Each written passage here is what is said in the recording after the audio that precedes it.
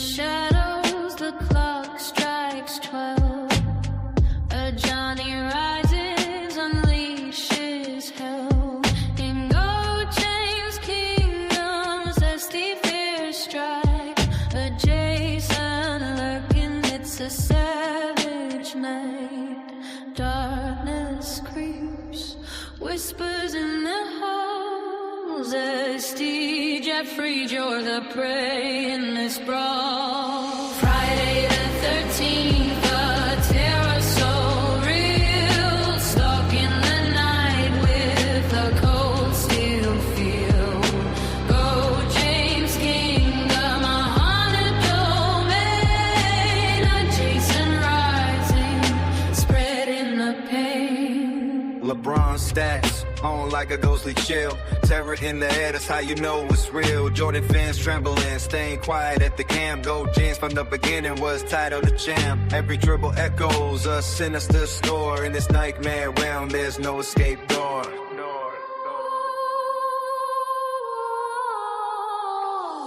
Friday the 13th, the terror so real, stalking the night with a cold steel feel.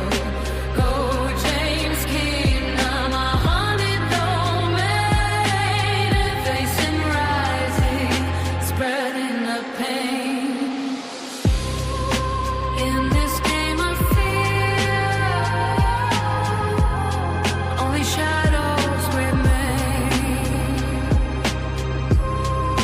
Welcome to the nightmare. It's more than a game.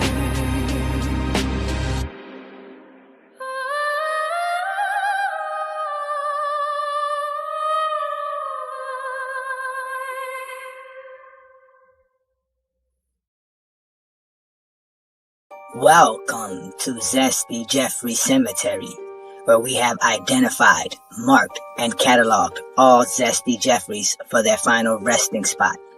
No longer will you hear Zesty Jeffrey logic like 6-0 and the toughest era ever. This is where all of that ends, right here at Zesty Jeffrey Cemetery. Subscribe to the GOAT James Kingdom channel and also check out the GOAT James Kingdom membership.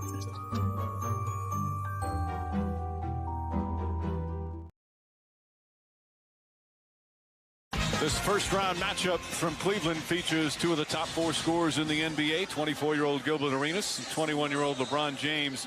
Arenas is in awe at the gifts that James has in terms of physical ability.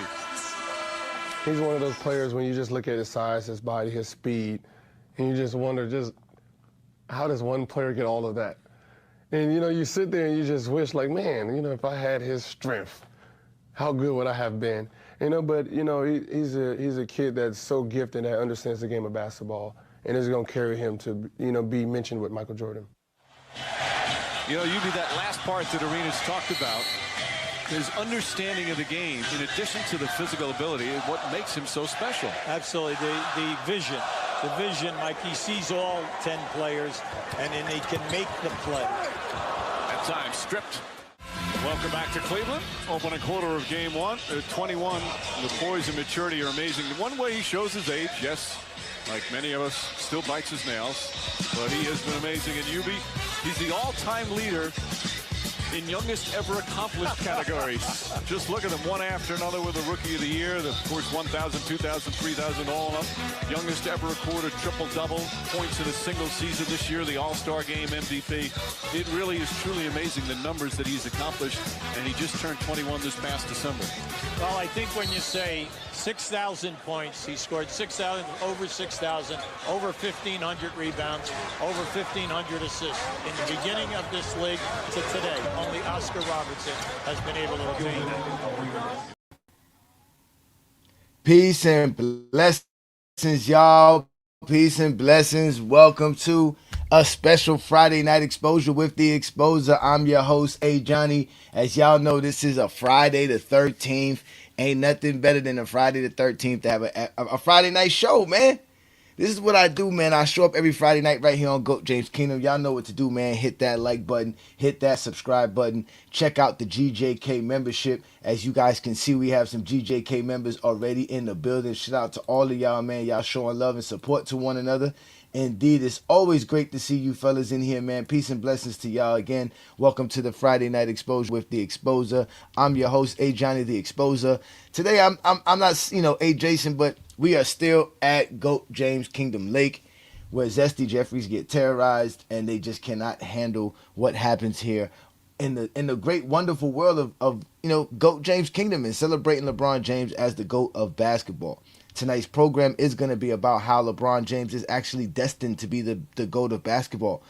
And before I do that, I just want to give some shout out to a few of y'all, man. Again, shout out to all y'all in the building, man. Asante, peace out to Wayne Gant, my boy Lamar in the building. Shout out to you, brother. Keep it 100. It's always good seeing you, man. What's good? Peace and blessings to you. Iron Man is always here supporting as well.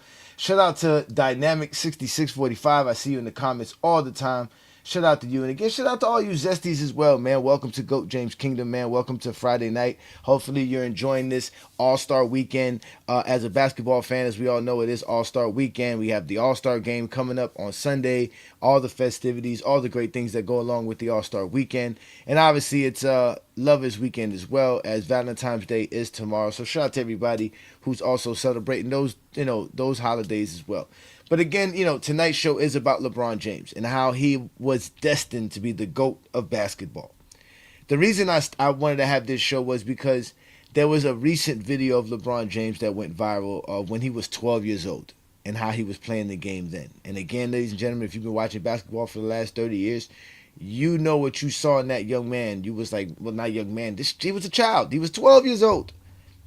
At 12 years old, you could see how good LeBron James was at playing basketball. And then obviously we posted recently the clips of him in high school and what he was doing before high school in the ABCD camps. And there's obviously the story of what he did to Lenny Cook when he was 15. The stories of him going to go play with the pros when he was 16. The stories of him playing with the Cavaliers as a senior in high school, just for practices and stuff like that. I mean, again, this guy was known for just being a basketball player. LeBron James. Who is this kid? Why is he so great? Why is everybody talking about him? And all he has been doing is showing everybody that he just is just the best at basketball, right? And it was preordained that he was going to be the GOAT. It was almost like, yo, here it is, y'all. This is it. This is what we all asked for. We wanted to see somebody that has everything, that can do everything. Here it is. Let's see what he's going to do. And from there, it just took off with the idea that LeBron James was going to officially be the GOAT. You heard Gilbert Arenas stated in his first playoff series versus LeBron, his first game didn't even play him yet. Just the notion of watching LeBron for 2 years or 3 years at that point, that he was like, man, this guy's going to be mentioned with Michael Jordan. Can you imagine right now if we took somebody and said, yo, in 3 years, he's going to be compared to LeBron James? Like, let's just think of what players are in their third NBA season. Wemby, right? But look at what Wemby looks like. Wemby's a freak of nature for sure. But that is what LeBron James was when he was coming up. Being 6'8", 6'7", 6'8", 6'9", 260, 250, 240, running like a deer. And the one thing everybody said about LeBron James was his ability to dribble and his ability to pass the ball. That was obvious whenever you watched LeBron James play. Whether he was 12, 15, 16, 17, 18, you was like, yo, this kid plays the game. This kid could play. He does everything. And he's out here dunking on people on top of it, which makes it even crazy because he's making passes like magic, but he's dunking on you like Mike. So how can this kid not be ordained to be the GOAT? So that's what I'm saying. He was destined to be the GOAT. He was the one that's why Jordan coined him the chosen one. So this is the one. This is the kid that everybody's going to talk about. He was given to us by the basketball gods, to be honest with you. That's the only way to describe it. Yeah, Wemby's really the only one, but Wemby's a freak of nature. Shout out to my boy John, peace and blessings, man. Hey, Johnny, I think he was known as a football player as well. It were people who were trying to draw him over to football. Yeah, of course. I mean, he's 6'8", He was a specimen, for sure. Shout out to my boy Tay in the building. Peace and blessings, brother. Shout out to you, Earthly Gods, all the GJK members, man. Hopefully y'all are having fun and continue to support GOAT James Kingdom and other GOAT James Kingdom members. Again, you guys know we out here doing the good works. You know, we're doing the Lord's work. If we let if we let Blue Boat tell it, right? But again, LeBron James was ordained to be the GOAT, bro. He was destined to be the GOAT with everything that he was doing, just being as good as he was as a kid. And you saw that the intro where Gilbert Arenas talked about how great LeBron James was with all his gifted abilities, and then on top of that, his skills that went along with those gifted abilities. Then you heard what the coach for Washington said again, because we're gonna watch this. We're gonna watch the clips of this game. We're gonna watch this game one. We're gonna watch the debut of LeBron James, and how they were talking about LeBron James in this debut game, and how he was supposed to be, you know, all world thing. They were comparing him to Magic and Dr. J. That is what Eddie Jordan, the coach of Washington, was comparing him to. And then Hubie Brown was comparing him to Oscar Robertson and Magic, and his ability to play the game and to just take advantage of his size, his speed, and his intelligence on the basketball court. These were all things that were going on during this span. This is LeBron James in his third NBA season, and then they showed you the list of all the things that he was doing and how LeBron James has accomplished all these great things as the youngest to 1,000, 2,000, 3,000, 4,000, 5,000, 6,000 points, so on and so forth, right? All those great numbers LeBron James was putting up early in his career, right? So you can't sit here and say, right, that LeBron James was not great from his inception into the league. And that is the problem that Zesty Jeffries don't want to talk about. They just always want to talk about LeBron James as if it was negative, but LeBron James came into the league dominating. And I'm gonna give y'all some examples when we're talking about that from the as far as the Cavaliers go, right? So if we look at what they're saying, right, LeBron James' value was brought within 3 seasons. This is the value that he brought to the Cleveland Cavaliers. According to Forbes, this is what they were saying. LeBron James basically increased their value by over over 50%, right? They go from being a $220 million worth team to $350 million plus, right? You see their winning percentage. You see what he does with the winning percentage within just within 3 years, and then obviously the attendance. So he changes everything.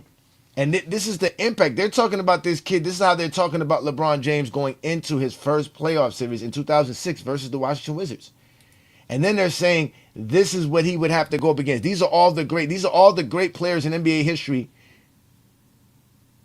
that they said, hey, this is their debut playoff games, their first career playoff game. This is what these guys did. Obviously, we know Wilt Chamberlain does what Wilt Chamberlain does, right? Jerry West had a decent game. You can say that. Michael Jordan had a decent game as well. Bird, you can say that's an average game. Magic had a triple-double, right? Kobe, we can't say too much about Kobe. Kobe didn't even really play. He played 1 minute, took one shot, got 2 points.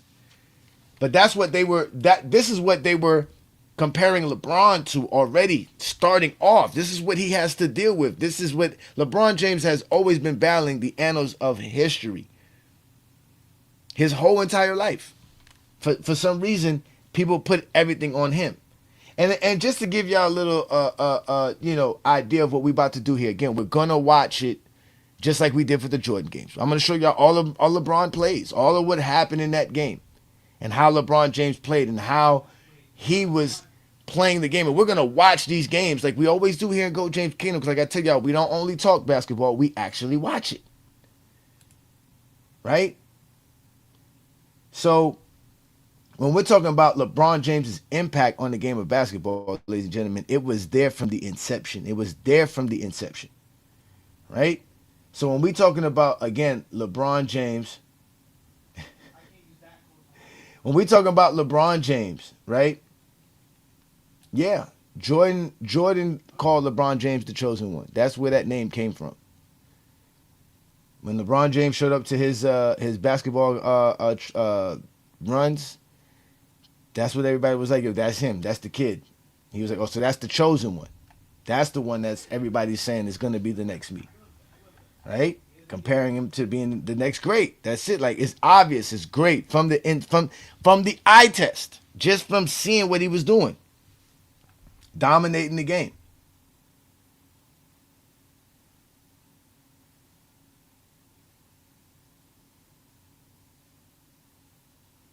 Oh my God, here we go. It ended up on the cover because of Michael Jordan.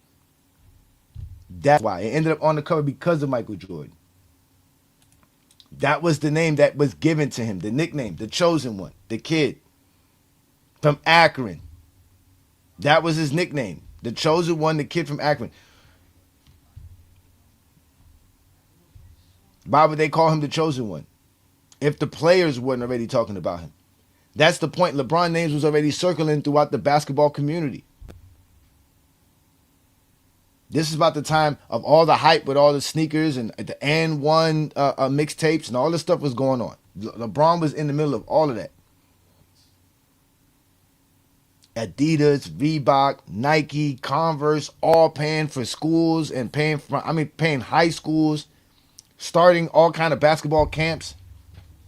LeBron James was a part of all of that.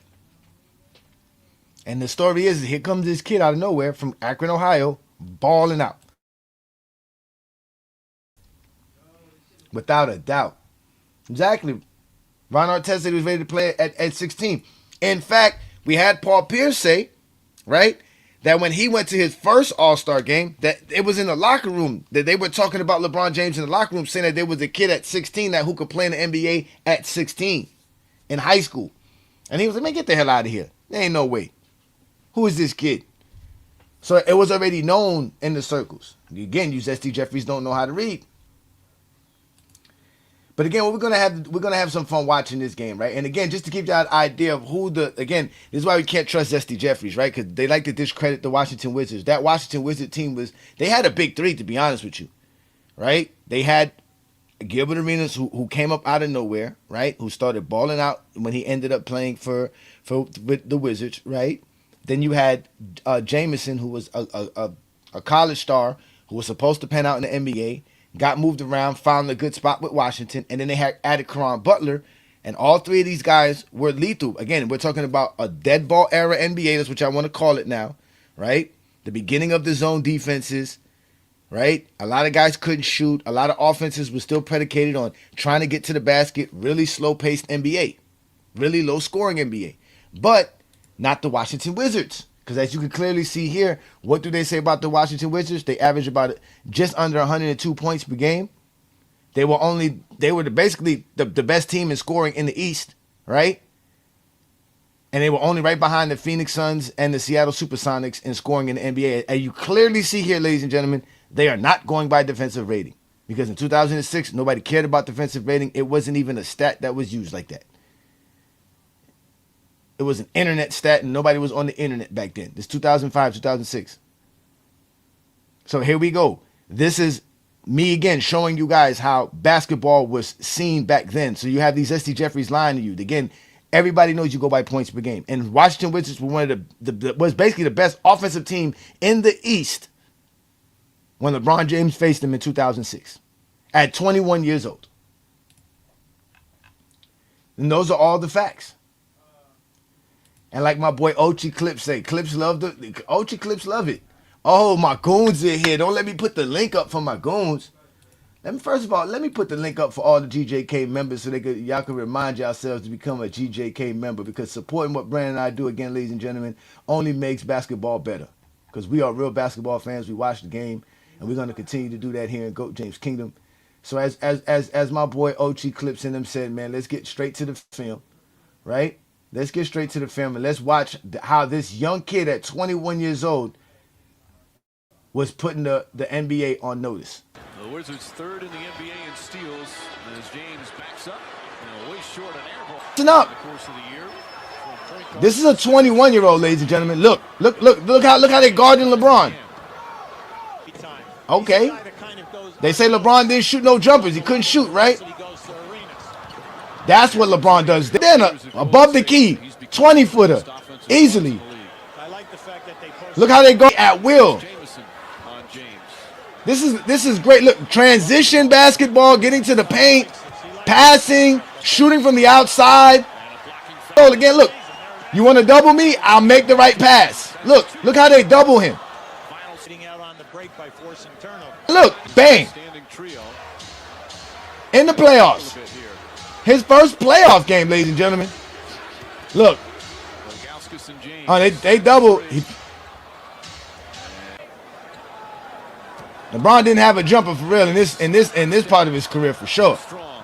Boom. All doesn't matter because he takes advantage of everything that you do wrong. Look, take full advantage.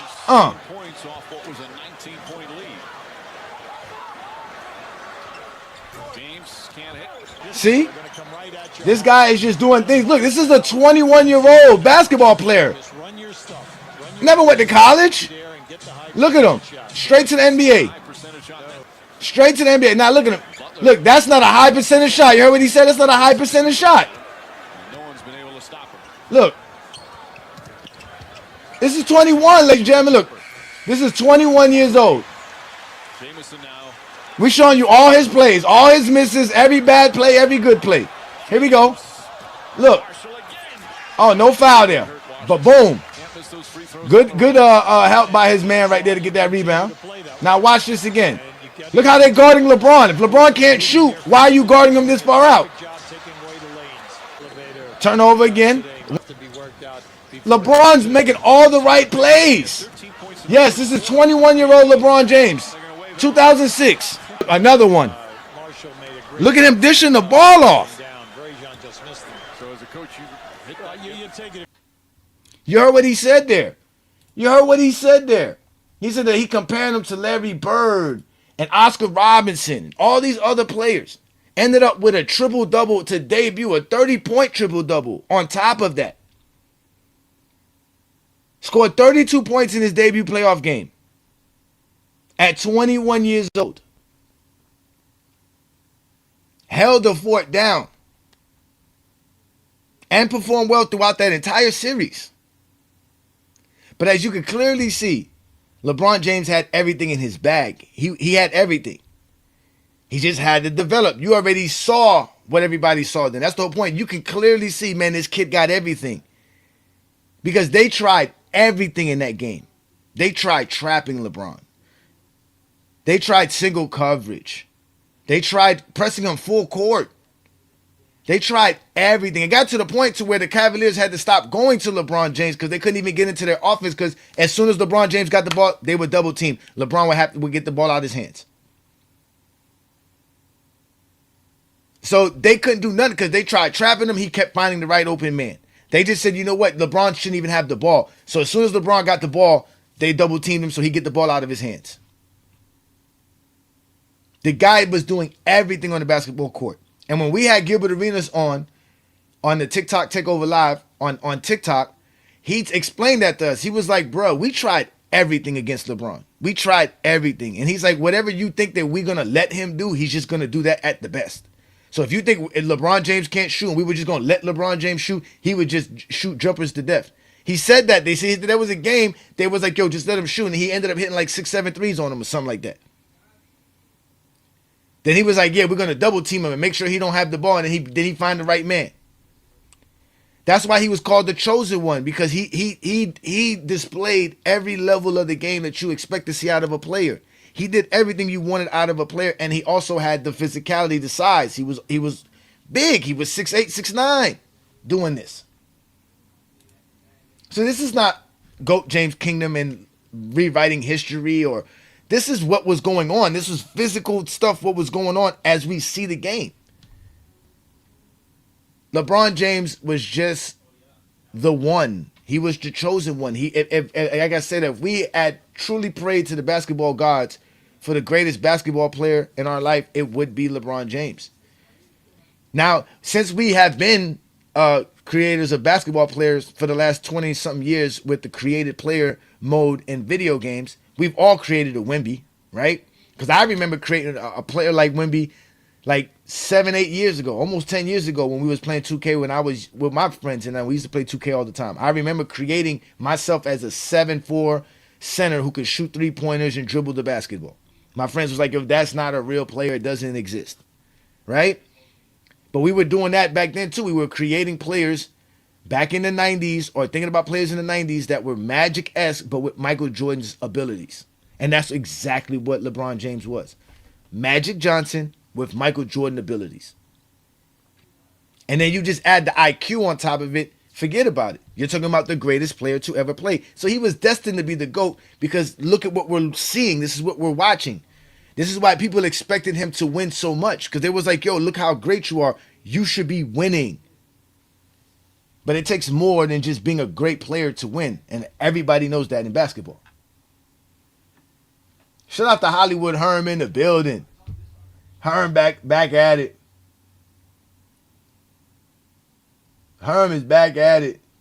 Shout out to y'all, man. Again, peace and blessings, man. Welcome to the Friday Night Exposure with the Exposer. It is the Friday the 13th. But I'm not done with the film study. I actually got more film study for y'all. I actually do. But y'all make sure to hit that like button, hit that subscribe button, and check out the GJK membership. Because, again, we're going to continue to give you guys content like this. There's no content like this in the world, ladies and gentlemen. There's nobody out here explaining the game of basketball the way we do here on GOAT James Kingdom. Again, shout out to everybody who's also watching us on FYF Sports Debate. And also everybody who's watching us on Facebook. Because we are also live on Facebook. This is what we do. Like I said, ladies and gentlemen, I do this every Friday night right here on the Friday Night Exposure with the Exposer. Welcome to another Friday the 13th with me. We're here at GOAT James Kingdom Lake. We having camp stories. We're going back and reminiscing about how great LeBron James is and why he was ordained to be the GOAT of basketball. But what I also do is I'll put the link up for y'all too, because I want y'all to watch this next performance of LeBron James with me, because this one's going to be a key to everything that we talk about here.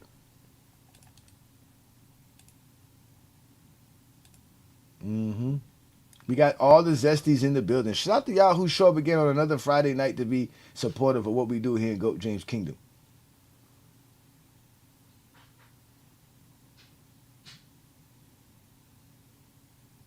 Man, LeBron is the GOAT for sure. He said people don't understand. LeBron went to the playoffs in 2006 the next year. He went to the finals at 22, doing all this on a bad team. Not a ready-made good team like most. Exactly. They weren't even trying to build him a team. Oh, man, you should hear what they were talking about, Verajao and all these other people, bro. Like, the best person that they could praise in this 2006 was Ilgauskas because of his history and where he came from. But they were talking about his injuries and how he was injury-prone, and he went a long time. Not playing because of injury. And finally was staying stable. But again, the NBA was moving fast at that point. There was a lot of good teams, a lot of good players, a lot of player movement going on in the NBA. New contracts being given out, new money being spent. ESPN just bought rights to show the games with ABC. So there was a lot of things going on with the NBA that was just blossoming at the time. But you have this kid, like I said, LeBron James showing up. And then they put him on Cleveland. They rigged the draft and make sure he goes to Cleveland. So now he's supposed to be the savior. We were all supposed to witness it. And now the NBA don't even try to market players like that no more. But I see we got a few y'all in the building. What up, Olo? Shout out to Herm. We got my boy Herm in the building. Yeah, they have Flip playing starting point guard in one game because Larry Hughes was out because of a family situation, a family tragedy. But again, yeah, they did talk about Larry Hughes as well too, and saying how Larry Hughes helped the Cavaliers out defensively because the Cavs did have a good defensive team under Mike Brown. And again, they were talking about that too, that he had Mike Brown as a rookie coach in 2006. And they still won 50 games. Right? So again, he was, from the beginning, inception, we all saw it. But clearly from watching that game, you can clearly see that.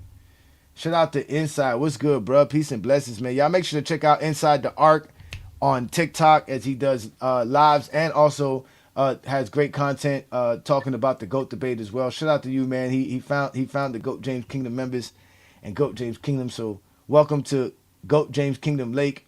It is the Friday the 13th. I didn't transform into A. Jason, but I am here.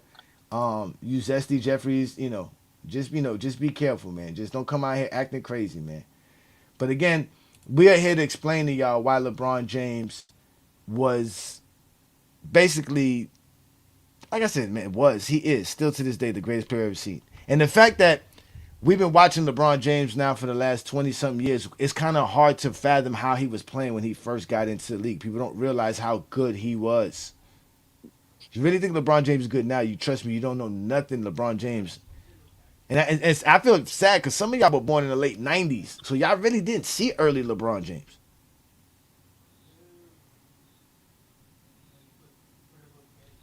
So with that being said, what we're going to do here, because I got some TJK members here, we can have this conversation. I'm going to play to y'all. Now, this is something that's going to hurt some Zesty Jeffries feelings, and it's going to ruffle some feathers. Because, again, this is a team LeBron James faced in his first playoff run that had 4 All-Stars, 2 All-NBA players, 3 All-Defensive players, plus the Defensive Player of the Year on their roster. Jordan never faced a team like that, ever in his life. He actually did. No, he didn't. He did. Jordan never faced a team with 4 All-Stars, 2 All-NBA players, 3 All-Defensive players on their roster with the Defensive Player of the Year. Never. He never faced a team like that.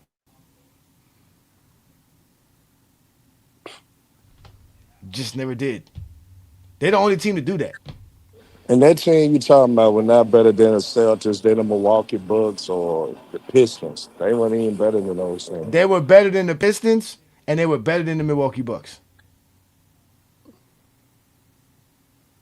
They were better. They were better than those teams. They were just better. Let's watch, and this is the key thing. Let's watch how they play defense.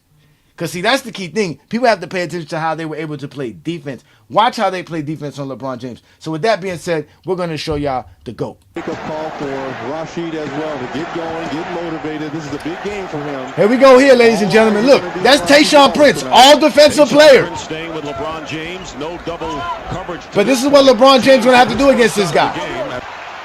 He's still taking them jump shots. Players would like to push it up. They don't want the grinded out style. If they can, so that here we go. Pull up. The weak side help. Okay, look how they're guarding LeBron. Look at this. Look at the defense LeBron is going up against. Look at this. Pay attention to Reggie Miller. How they're doubling and triple teaming LeBron James. Look at the players. You see Rashid Wallace. Jordan never seen a defense like this. This is what LeBron James is facing. Jordan ain't never seen a defense like that. And look, he missed that. Ilgauskas missed that shot. Is coming to the game as the crowd cheers. 16 points. His playoff career. Here we go again. Look. LeBron James losing control. Oh, they go a turnover. LeBron James turnover. He had a lot of turnovers in this game. But look how they're playing defense on him. Look what they're doing. Look.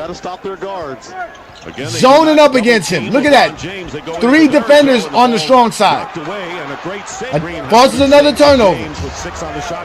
Look what he has to do. Look how he has to read the defense. No choice but to pull up. Two-point attempt. Snow behind to James. This is what they should have been doing more of. He got fouled there. But look, he's trying to get to the look. He's trying to create a play. Turnover. Here we go. Look. Fouled by James. They go great defense by LeBron. A palming violation. They call a travel on LeBron. Victory over the Wizards in the first a palming. That's another turnover. Shot clock. Nearly 2 minutes to go in the first quarter. James misses out. I'll be calling on Mr. Defense. After here we go. Look. Not that time. Trying to set a screen. Now, you see what happens when you don't do the zone versus LeBron? He gets straight to the basket. But look at the 3 men on LeBron. But obviously you're going to fire up. Still pulling up and making it. You can back it up. Might as well say it. James with the left-handed layups. Pistons again up by 3. And I think it's so paramount. Look, when you don't zone up against LeBron, look, he can get straight to the paint. Look. For James, that's his 4th. And the Cavaliers looking to take the lead. Here's Clint Murray. Playoff again, experience. This was a low-scoring game. Regain the lead. 26-25. Here's James. He's been guarded by Tayshaun all the way. Quick feed to Varejo. But see what happens when you don't zone up against LeBron? Look. James double team, pick and roll. Varejo, by the way, who advantage creation. Minutes in game 3 and only 9 thus far here. Here's LeBron James. The raw pass was Ben Wallace. Here's James, goes behind his back. Perfect pass to Mike Brown. Another turnover by LeBron. The Pistons getting 10 more shot attempts than Cleveland. Final. 2:40 remaining. And you can see Cleveland is losing this game. Hamilton falls down trying to keep up with And then LeBron starts getting them involved. Look at that. Final seconds. Full court press. Pistons are up. Hey, look, if you don't double them, LeBron James. Look. With Evans. Look out, look, see, look, zoning up. Look how they zoning up on him. Bang. Again, you can clearly see LeBron James can do it all. Mismatch. You got body on body, which prevents the open shot. James. Look what he has to read the defense. For game number 4. Advantage creation. LeBron James turning it over 6 times. Advantage identified. Look. Miami is up. They overload one side. Somebody got to be open. Back home. LeBron James in and out. He has yet to score. Well, maybe he was saving himself for another. Here we go. This is where LeBron starts taking over the game. Look. Fourth quarter. They're going to call Oscus and Damon. Here we go right here. Here's LeBron. Air ball. LeBron James with 15. Snow with 8 behind him in the scoring for the Cavaliers. Y'all real quiet. This is supposed to be a game y'all supposed to be talking crap. McDyess coming over. Look. Does a good job. There, Joe. Let him roll. Try to find Daniel Marshall. If not, if there's a switch, watch him try to take the basketball off the dribble, get into the seam, try to get into the paint. James. Cross Look. court. Daniel Marshall. You want to double and triple team me? Advantage creation. On this possession. Here we go. Look. Over James, picked up by McDyess on the switch. And Jordan couldn't handle nothing like this. 7 on the shot clock. Phillips. Look, LeBron playing defense. Look, sitting in this chair. A crucial play right here. This is a crucial play. We're in the fourth quarter here. Here's James. Way off the mark, but a good perimeter defense. The Pistons. That's fine. All year. I got it again. Same scenario. I got it. It's fine. Again, LeBron. Look, they're on the run because of LeBron. You see, nobody else can score without LeBron. With Tayshaun Prince leading the way. Again, leaving them open. Advantage creation. To avoid the defense.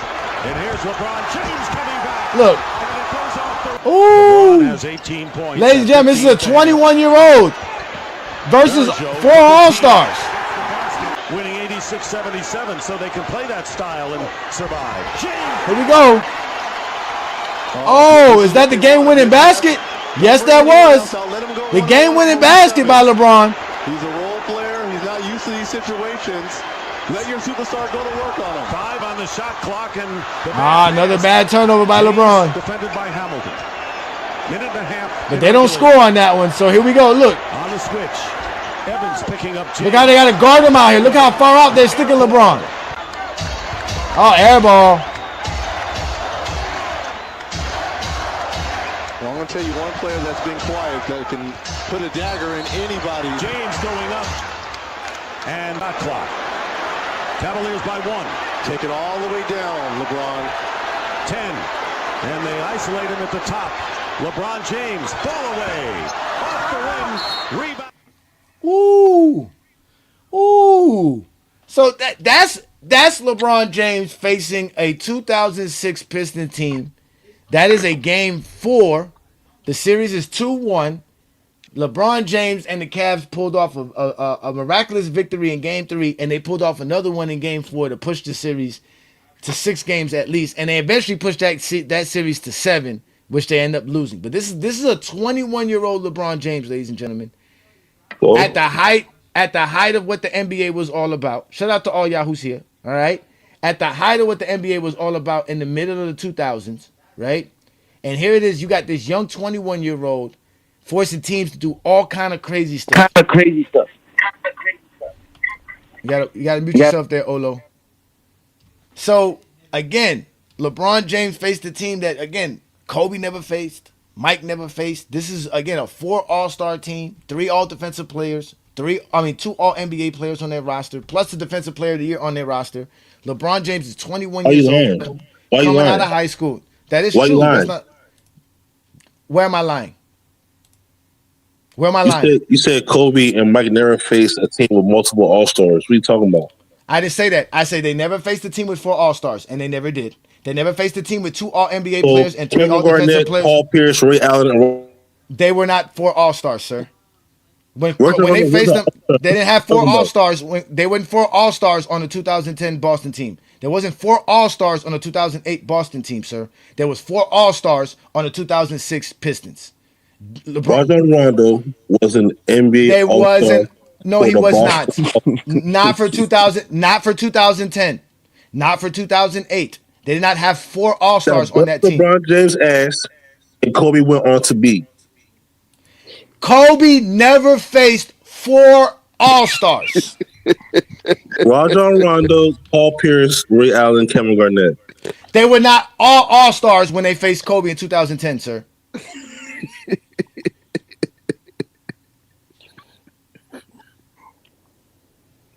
Stop trying to make people All-Stars that were not All-Stars. So again, not only did they have 4 All-Stars, they had 2 All-NBA players and 3 All-Defensive players on their roster. That only happened 6 times in NBA history. Kobe never faced a team like that. Mike never faced a team like that. Nor, when Kobe was facing this team, did they play defense on Kobe the way they were playing defense on LeBron James. So you telling me Rajon Rondo wasn't an All-Star in 2010? No, he They wasn't. didn't have 4 All-Stars. No, I don't. He might have been an All-Star in 2010, but they didn't have 4. What you talking about? They didn't have 4. 4 Ray Allen players and Paul on the Pierce, Kevin Garnett were All-Stars. not in 2010. They didn't have 4 All-Stars in 2010. Bro, Sir, they did not have 4 All-Stars in 2010. 4 of those players did not make an All-Star team in the 2010 All-Star team. 4 Boston Celtics were not on the 2010 All-Star team. Ray Allen didn't make it in 2010. It was Rondo, Pierce, and Garnett.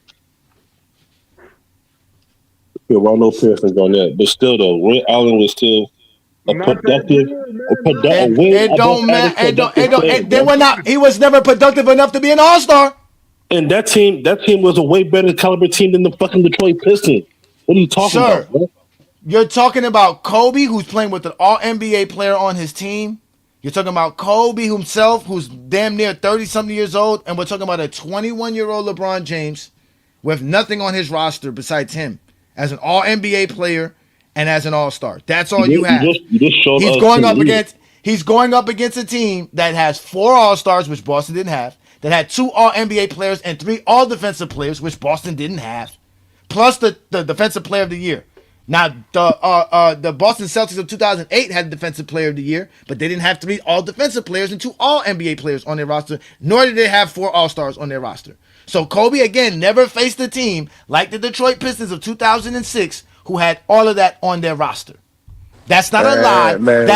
That is something that you got to just accept. If you can't accept it, go somewhere else. I'm not here to argue with you. I'm not going to waste time explaining something to you that exists. If you don't understand simple arithmetic, GOAT James Kingdom is not the place for you.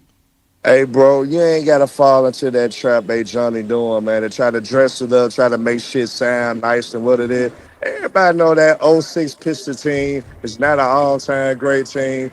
He's right about the notion of describing what was on the roster, but that's not an all-time great team, so you don't have to fall into the semantics. You don't have to have all that to Who have an said they had to all-time be an great all-time team. great No, team? no, Because no, I'm you're gonna say an just all-time saying. great team I'm has just to win saying. championships. Hey, You I'm can't just show me a saying, team. You man. can't show me. Hey, You can't show me 10 I'm other just teams speaking the that did truth. that. Like you That's speak, not speaking the like you truth. said, Herm, you can't show like you me 10 just other said, the teams that fact. accomplished I'm that. Okay, how about acknowledging that? your fact. Show I'm me. acknowledging your fact, Johnny. But you cannot tell me that 2006 Pistons is better than a goddamn Larry Bird Celtics team with Kevin McHale, Dennis Johnson, and them boys. You can't Robert say that. Parrish, then. Come on, bro. You can't say that. So the Again, notion that you're using the again, All NBA and all again, that type of BS, again, you full again. of shit It's doing not that. it's not bullshit. Again, like I said on last night's live, greatness cannot be recognized by Zesty Jeffries and their logic. So now all NBA doesn't matter, all defensive teams don't matter, all-star No, selections I'm no not. longer Nobody ain't matter, saying it. right? Nobody saying. I'm not The saying. 2006 Pistons didn't have to go against a 23 team league like the 87 Celtics did. That bum ass league. They didn't have to go through those teams. They probably would have won 70 games in that bum ass era. Stop that bullshit. They're not facing one another. They're not going up against each other. Now you want to diss the era to dress up. I'm not dissing an era. I'm trying to tell you, stop trying to lie. Stop trying to lie. Nobody's not lying. So you telling me the 87 2006 Pistons is better than the 86 Celtics? They would whoop the 86 Celtics ass. Yes, they would whoop their ass. So you They hit three-pointers. 3-pointers. Celtics. And we're playing basketball, yes. Yes, you were talking about playing basketball, yes. Yes. Yeah. Come on. You got it, man. You got it. Come on, man. Exactly. This is what y'all want to do. Man, come on, man. This is what y'all want to do. Now, why? Why does the 87 Celtics get do it? Because they were whooping against bum teams in the 80s? How's they better? Come on. That's your comparison? You got Dennis Johnson and Danny Ainge running around. What are you talking about? Dennis Johnson, the former You got Bill Walton coming off the bench. Nigga, what are you talking about? He's a former Finals MVP. Bill Walton, a former Finals MVP. What the fuck you talking about? No, In 1979, nigga, who cares? It don't motherfucker matter. The motherfucker's still a great player that contributed to a great team. You try to use accolades to highlight a team greatness, and you full of shit. You don't know basketball. Nah, that's not full of shit. You're upset, Herm. This is why you was sick, because you needed time to recover from something, because you can't come here feeling better about nothing. It's not my fault that Kobe couldn't beat no team like this. Or players, because LeBron didn't even beat this team. He just faced them. That's how upset y'all get. He didn't even beat this team. Hey, guess what? Get what I'm going to say. If any one of y'all trick-ass niggas in the chat, if any one of y'all bums on the goddamn panel agreeing with this shit, y'all not basketball fans, and y'all are fanboys. See, now, look, now we got to be fanboys. Come on, Herm. Hey, I'm saying the truth. Come on, Herm, man. Come on, Herm, man. Somebody got to tell the truth. That's not true, nigga, because you can't prove that the 87 Celtics could beat the 2006. How can you prove it, Herm? How? Prove it, Herm. Prove how the 87 Celtics can beat the 2006 Pistons. How? Tell me how they gonna do it. How? Tell me. Talk basketball, nigga. You a basketball nigga. Talk it. Offensively, the 06 Pistons offensively nowhere near as fluent as that damn team. The Pistons don't have a post player that's money. Automatic like a Kevin McHale. They don't have a player like a Larry Bird on the goddamn roster. Rasheed Wallace not better than no motherfucking Kevin McHale. Rasheed Wallace. Hell no. Y'all out your goddamn mind. You out your goddamn mind. Perimeter deep, and they got it all. The Celtics had a better bench. The Celtics had a better bench than everything. Hey, John. This nigga said Kevin McHale. You want to say Kevin McHale. Oh my God. I'm gonna pull up the stats.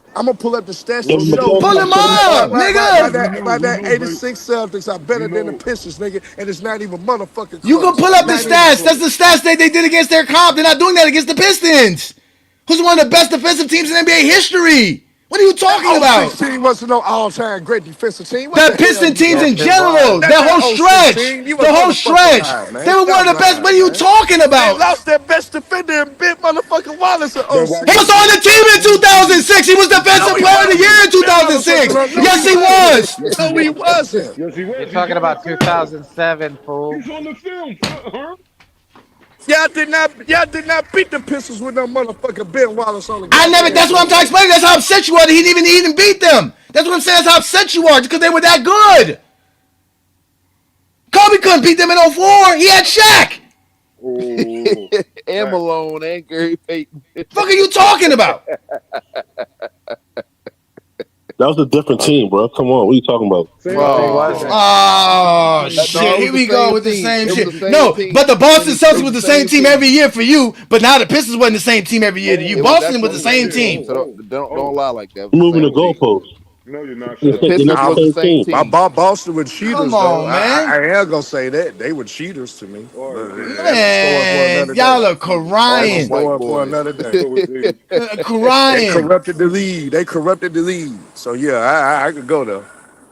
At the end of the day, all y'all do is cry in the GOAT debate. And the matter of fact, for a game where LeBron had like 9 turnovers. Your nigga doubted himself. Your nigga shortchanged himself, nigga. Listen. Well, for a game that I just showed you where LeBron James had 9 turnovers and he shot like 8 of 23 from the field. You clearly saw LeBron James had a bunch of missed shots. He airballed 2 3-pointers in this game. For a game like that, what y'all upset about is the fact that what y'all saw with your eyes which has always been a problem with you, Zesty Jeffries. Your eye test fails you every time because when we show you LeBron James, even his bad games, we got y'all crashing out. We show you Jordan's best games, y'all crash out. We show you LeBron's bad games, y'all crash out. Ron never faced the kind of defense Michael Jordan faced, bro.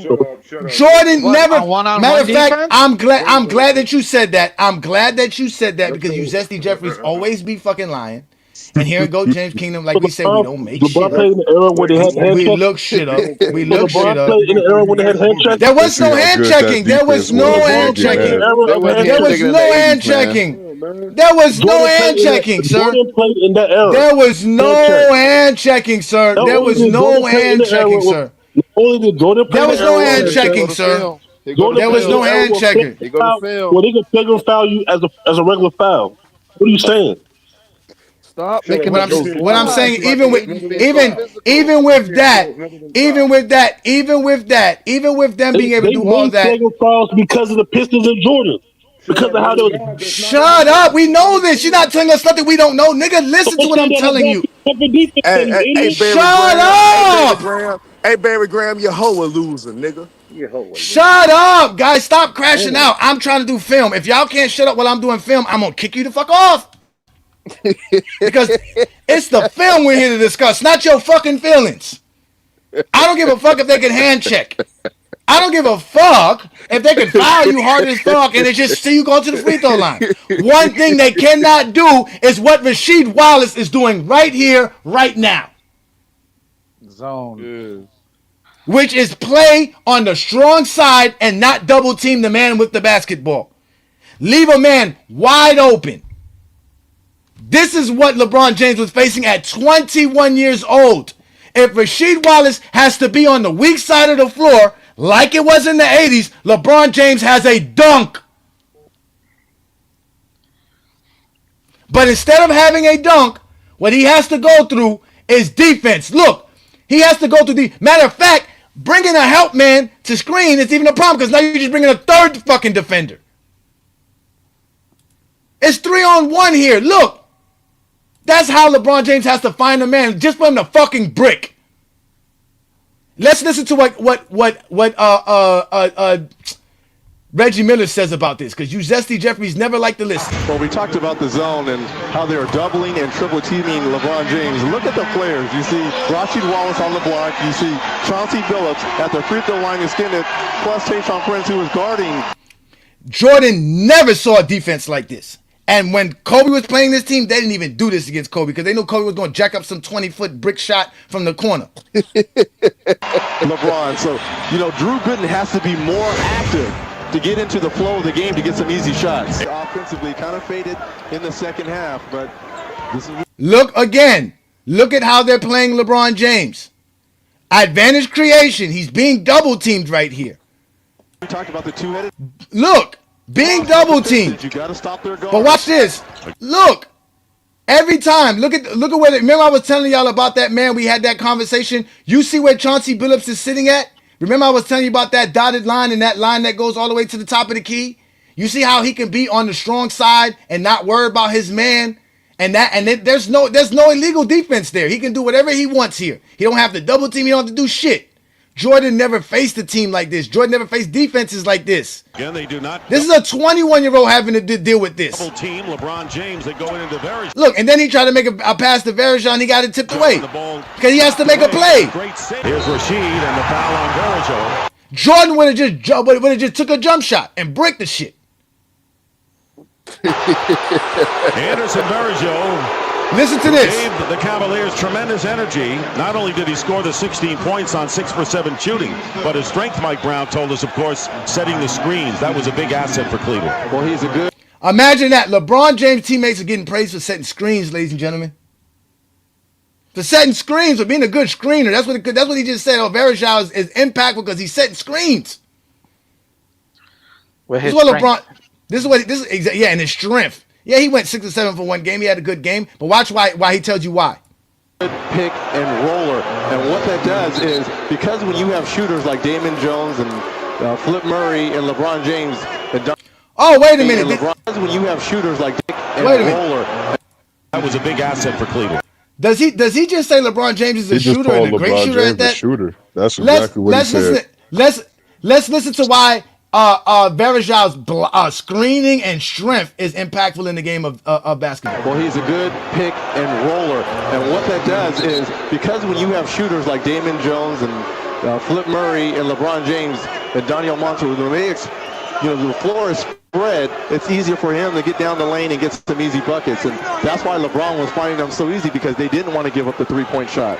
Screen, Hamilton stings with James with 6 on the shot clock. So you would clearly hear them say this, that LeBron James is finding players open because they don't even want to give LeBron James the three.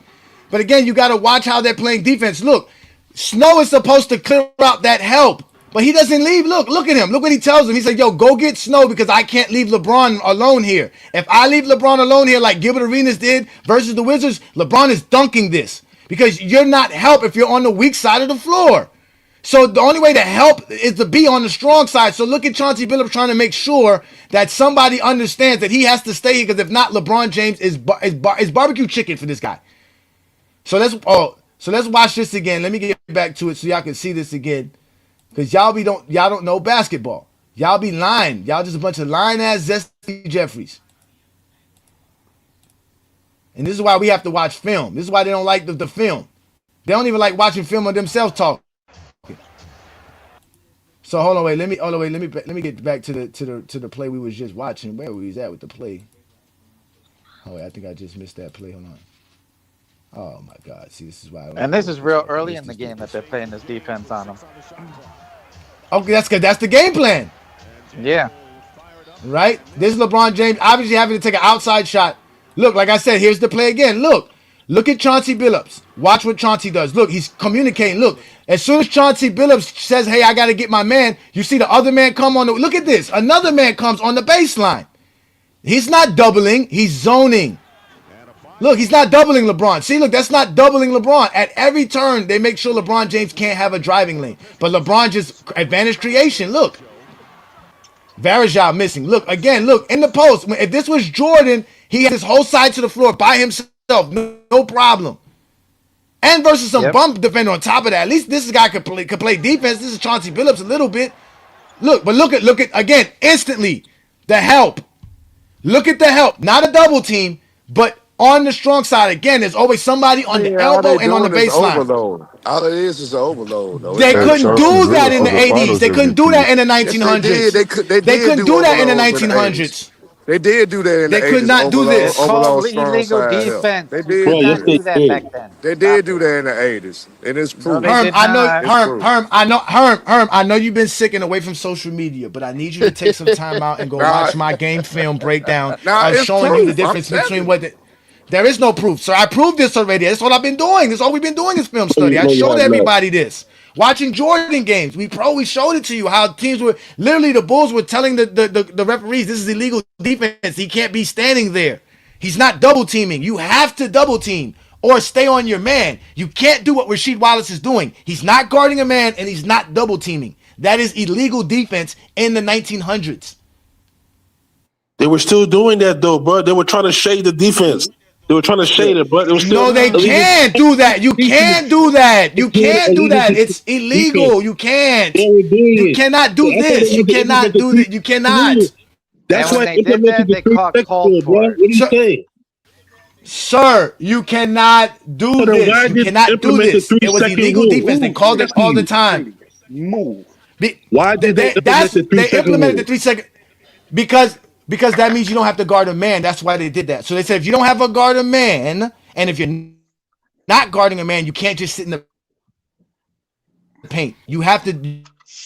You're guarding a man. You can be in the paint. As long as the man that you're guarding is in the paint, you can be in the paint. You just can't be in the paint if there's no one in the paint. Which is why teams play a 5 out because that forces defenses to actually stay out.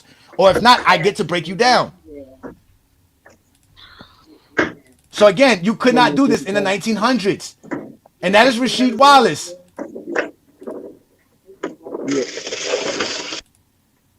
That's Rasheed Wallace. You can compare this soft, no hand checking, flagrant foul defense to the type of defense Michael Jordan faced. It's just not He the never same. faced that defense. I This don't know is why y'all this gotta is lie about that. Ace Y'all been Boogie. They debunked love by the Bron. They players This in that love is era Bron. themselves better too. defense, Ace Boogie. This is better defense. I don't need the hand check if I got this much help. I don't Are you need to saying foul LeBron? you if Thank I have this much you. You help. saying Thank LeBron you. faced more Thank physical you. defense than Michael Hand checking Jordan? was a foul Stop in trying to that Yes, say. era. this is I don't more know why Stop. you physical. niggas He's love up that on shit so LeBron. much. Man, get the Listen, he can fuck play out. Y'all up on LeBron. He capping. could. Y'all capping, He bro. could. Shut up, nigga. Don't ask us how we feel and then get mad how we feel. Shut up. Stop You crying, a nigga. Do some capper, push-ups or son. something, nigga. Goddamn. You a capper. Like, stop crying, nigga. All you do is Yeah, you cry can't do all the no you goddamn can't do time, no man. You push-ups. can your How you skinny ass gonna? do push-ups? Hey, Yes, No. I can do push-ups, nigga, but because I don't cry, nigga. I don't cry. Bony motherfucker, you can't do shit. hey, you can't Man, get the get off deep. my show, man. Get out of here, man. You Hey, mad because we showing this is better defense than hand checking and physical fouling, bro. The only reason you foul somebody because you already got to the basket. He Exactly. already got If by you you. He fouling already me, blew you that by means you a you. weak ass defender and you can't stop me from getting by you. So if you fouling me, nigga, if the only way you can stop me is by trying to hurt me, nigga, then you're trash. You're they trash, say nigga. Ace Thank you. Boogie, Thank you, New Ace World. Boogie. Thank Before you. you do your push-ups, Ace Boogie, make sure you lick the cheese curl stains off your fingertips, so you don't stain the carpet up. So look again. LeBron James is trying to find a lane. There is none. There is none. And bringing another Cavalier to help him is only bringing more defenders to defend him. Which is why LeBron James always needed shooters in his career because defenses realized ain't nobody care about who's this guy next to the referee on the right here. Who is this bum over here? Who's that? Flip Murray? Who cares? Shoot it. Yep. We can't let LeBron just go downhill whenever he wants to. And look, LeBron James has no choice but to pull up and shoot like this. This is why he said when he got to Miami, he learned how to get a better balance in his shot. So there's James with 15 in the first half. But we're watching LeBron James. Look, this is what we are watching them. Look how they're playing defense on LeBron James. Oh yeah, this is just the end of the video right quick. So again, we're watching LeBron James dominate. And all you Zesty Jews could cry at 21 years old. Kobe at 21 wasn't doing this. Mike at 21 wasn't doing this. Was he even in the Shifting league at defenses. 21? That's advantage creation. Johnny, was Who, Jordan Mike? even in No, the he league wasn't at in the league in 21? 21. No, he wasn't in the league in 21. He was getting stifled by zone defenses in college. In Nigga, college. he was getting shut down in college with the zone defense. So we know his Couldn't get punk ass can't do nothing in the NBA. couldn't get past the Sweet 16. Like your Except ass couldn't win, even get except to the win six championship rings. game talking about second place. Yeah. Motherfucker, you couldn't Except even be win second six place. rings. What you got to say about that, huh? I told y'all it's a Friday night exposure. All I do is expose people. And on a Friday night, on the 13th, on that, Yeah, I don't I watch told that y'all it's a sport, campfire, man. man. I can't believe. And you know, the funny thing was when I was breaking down this film, because again, and this is the crazy part, I was looking for game 7 of the Pistons series. I wasn't even looking for this game. But while I was looking for this game 7, I saw that game 4 was on Lamont's channel. And I was like, oh, Lamont got the whole game? I'm just gonna watch this. And I'm gonna be honest with y'all, I didn't watch that game. I don't remember watching that game. I don't that was 2006. More than likely, I was not watching Cavaliers game. I was definitely paying attention to my Miami Heat. So I don't remember watching that game. I don't even know the results of this game. I don't go to the stats. I don't do nothing. All I did was watch what LeBron James did. And he had a bad game. This was one of LeBron James' bad game. He shot bad. He had a lot of turnovers. But somehow he still willed his team to win. They won that game because of him, still with him playing bad. And I can see why he's not playing too well, because again, he's facing a team that is legitimately throwing everything at him and have the dogs to do it. It was different when the Wizards were throwing everything at him. They had Gilbert Arenas and who else out there? Antonio Daniels trying to stop LeBron, and they didn't have enough. But the Pistons had some dogs. They had some guys. They had Rip Hamilton, who was still to a certain degree was able to play on LeBron James. They was making Rip Hamilton play LeBron James full court, bro. And don't forget about Tayshaun Prince. And we already know they had Tayshaun Prince on him, an all defensive player. He was a shutdown defender. He shut down everybody else. It's not rewriting history. We just showed you the actual game. That's why we know y'all never saw the games. Y'all are liars. I didn't get to say this. What's up, Ajani? Nah, what's good, David, man? Again, we are here showing you the film. It's all in the film. Again, LeBron James again. What did your boy do? And when he in his first playoff series, they showed that to everybody. We saw that y'all made excuses. Yep. Y'all had excuses for Jordan. And Don't then let what me. happened when he went up against Detroit? All they did was push him left. Yeah, and LeBron James had a triple double in his first playoff, a 30-point triple double in his first playoff game ever, and won in dominating fashion. Man, when I saw that video that you posted with him at 12 and him looking like he does now still, throwing those passes the way he was, it was amazing. I was like, him at 12, he was doing this It shit. was amazing. It was. What's good, Inside, man? What's good, bro? Thank you for joining me here on YouTube, man. What's Welcome going to the on, Friday brother? night. Yeah, welcome to the Friday night exposure. This is where it all happens at here. Like, this is the hub. This the center right here. This is the center of everything right here. I gotta join the GJK membership. I appreciate that, man. Appreciate you, man. Again, listen, we're gonna continue to do stuff like this. We gotta we gotta find a way to grow the membership a little bit more so we can keep doing some more membership stuff. But again, all we do is watch basketball here and break the game down. The problem is that you Zesties have been lying because y'all are not real basketball fans. Y'all don't watch the games. Y'all just find narratives that other people are supposed to agree with. So now we're supposed to argue whether or not the Celtics of the '87 team were better than the 2006 Pistons when we can't measure the two teams of any caliber of any kind of way. They didn't face the same competition. They didn't have the same rules. They didn't have nothing of the sort. We can only go by what they accomplished. Yes, the '87 team was a championship team. Shout out to them. They're one of the greatest teams of all time. We know, well, not the '87 Celtics, but the '86 Celtics were a championship team. Yep. So was it the Detroit Pistons were a championship team too? They just couldn't beat the Heat, and they couldn't beat the Spurs, which were two teams that I would easily take over any '86 or '87 Celtics any time of the day. That was a really good series between them and the Spurs, too. Yeah, it went 7. Yeah. People forget about that series going 7. That finals went 7 games, the 2005 finals. I'm just, ladies Because and the Jordan gentlemen. even went 7 games in the first. That was bad basketball. When you're talking about slow paced, low scoring, all fundamental basketball. That's how Detroit and San Antonio played. Yep. Tough Basic defense, basketball. There's no highlight culture contested with shots. those. Yep. Yeah. But that's But all we again, knew back then. LeBron James was destined to be the GOAT with how he was entering the basketball world, starting off into the late 90s, right?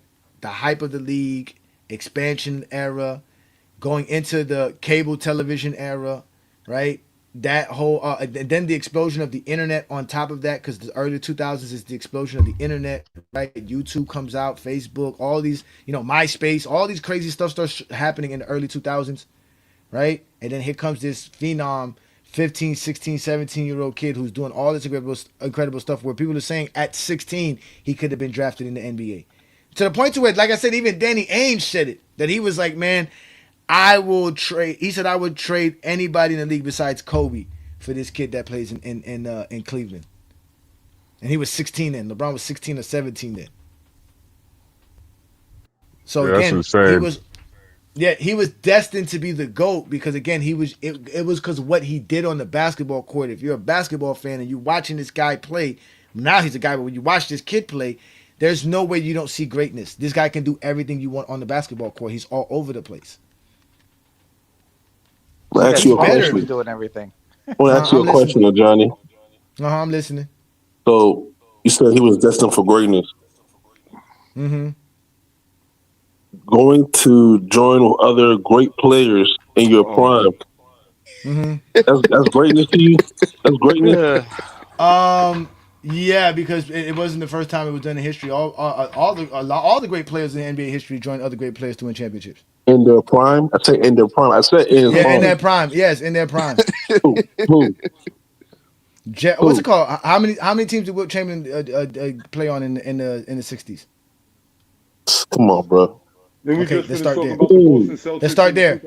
2000s. Kareem Abdul-Jabbar asked to be traded to the Los Angeles Lakers. Magic Johnson. That wasn't late in his career. It was in the middle of his. What you mean? He had just won 3 MVPs before he went to the Lakers. Like I said, the ladder of his career.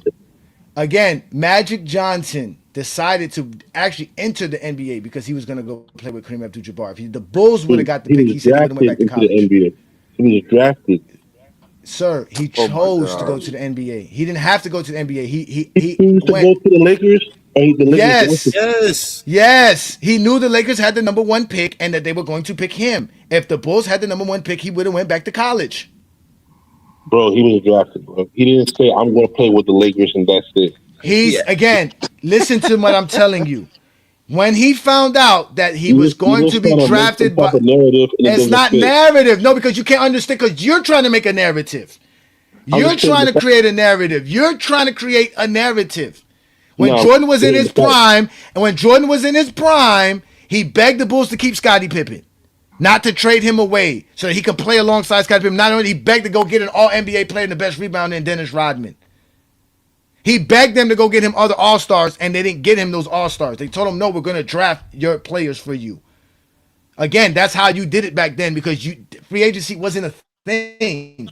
When you had somebody, you had somebody. You had to trade for somebody. Guys had 20-year contracts. Magic Johnson signed a 20-year deal.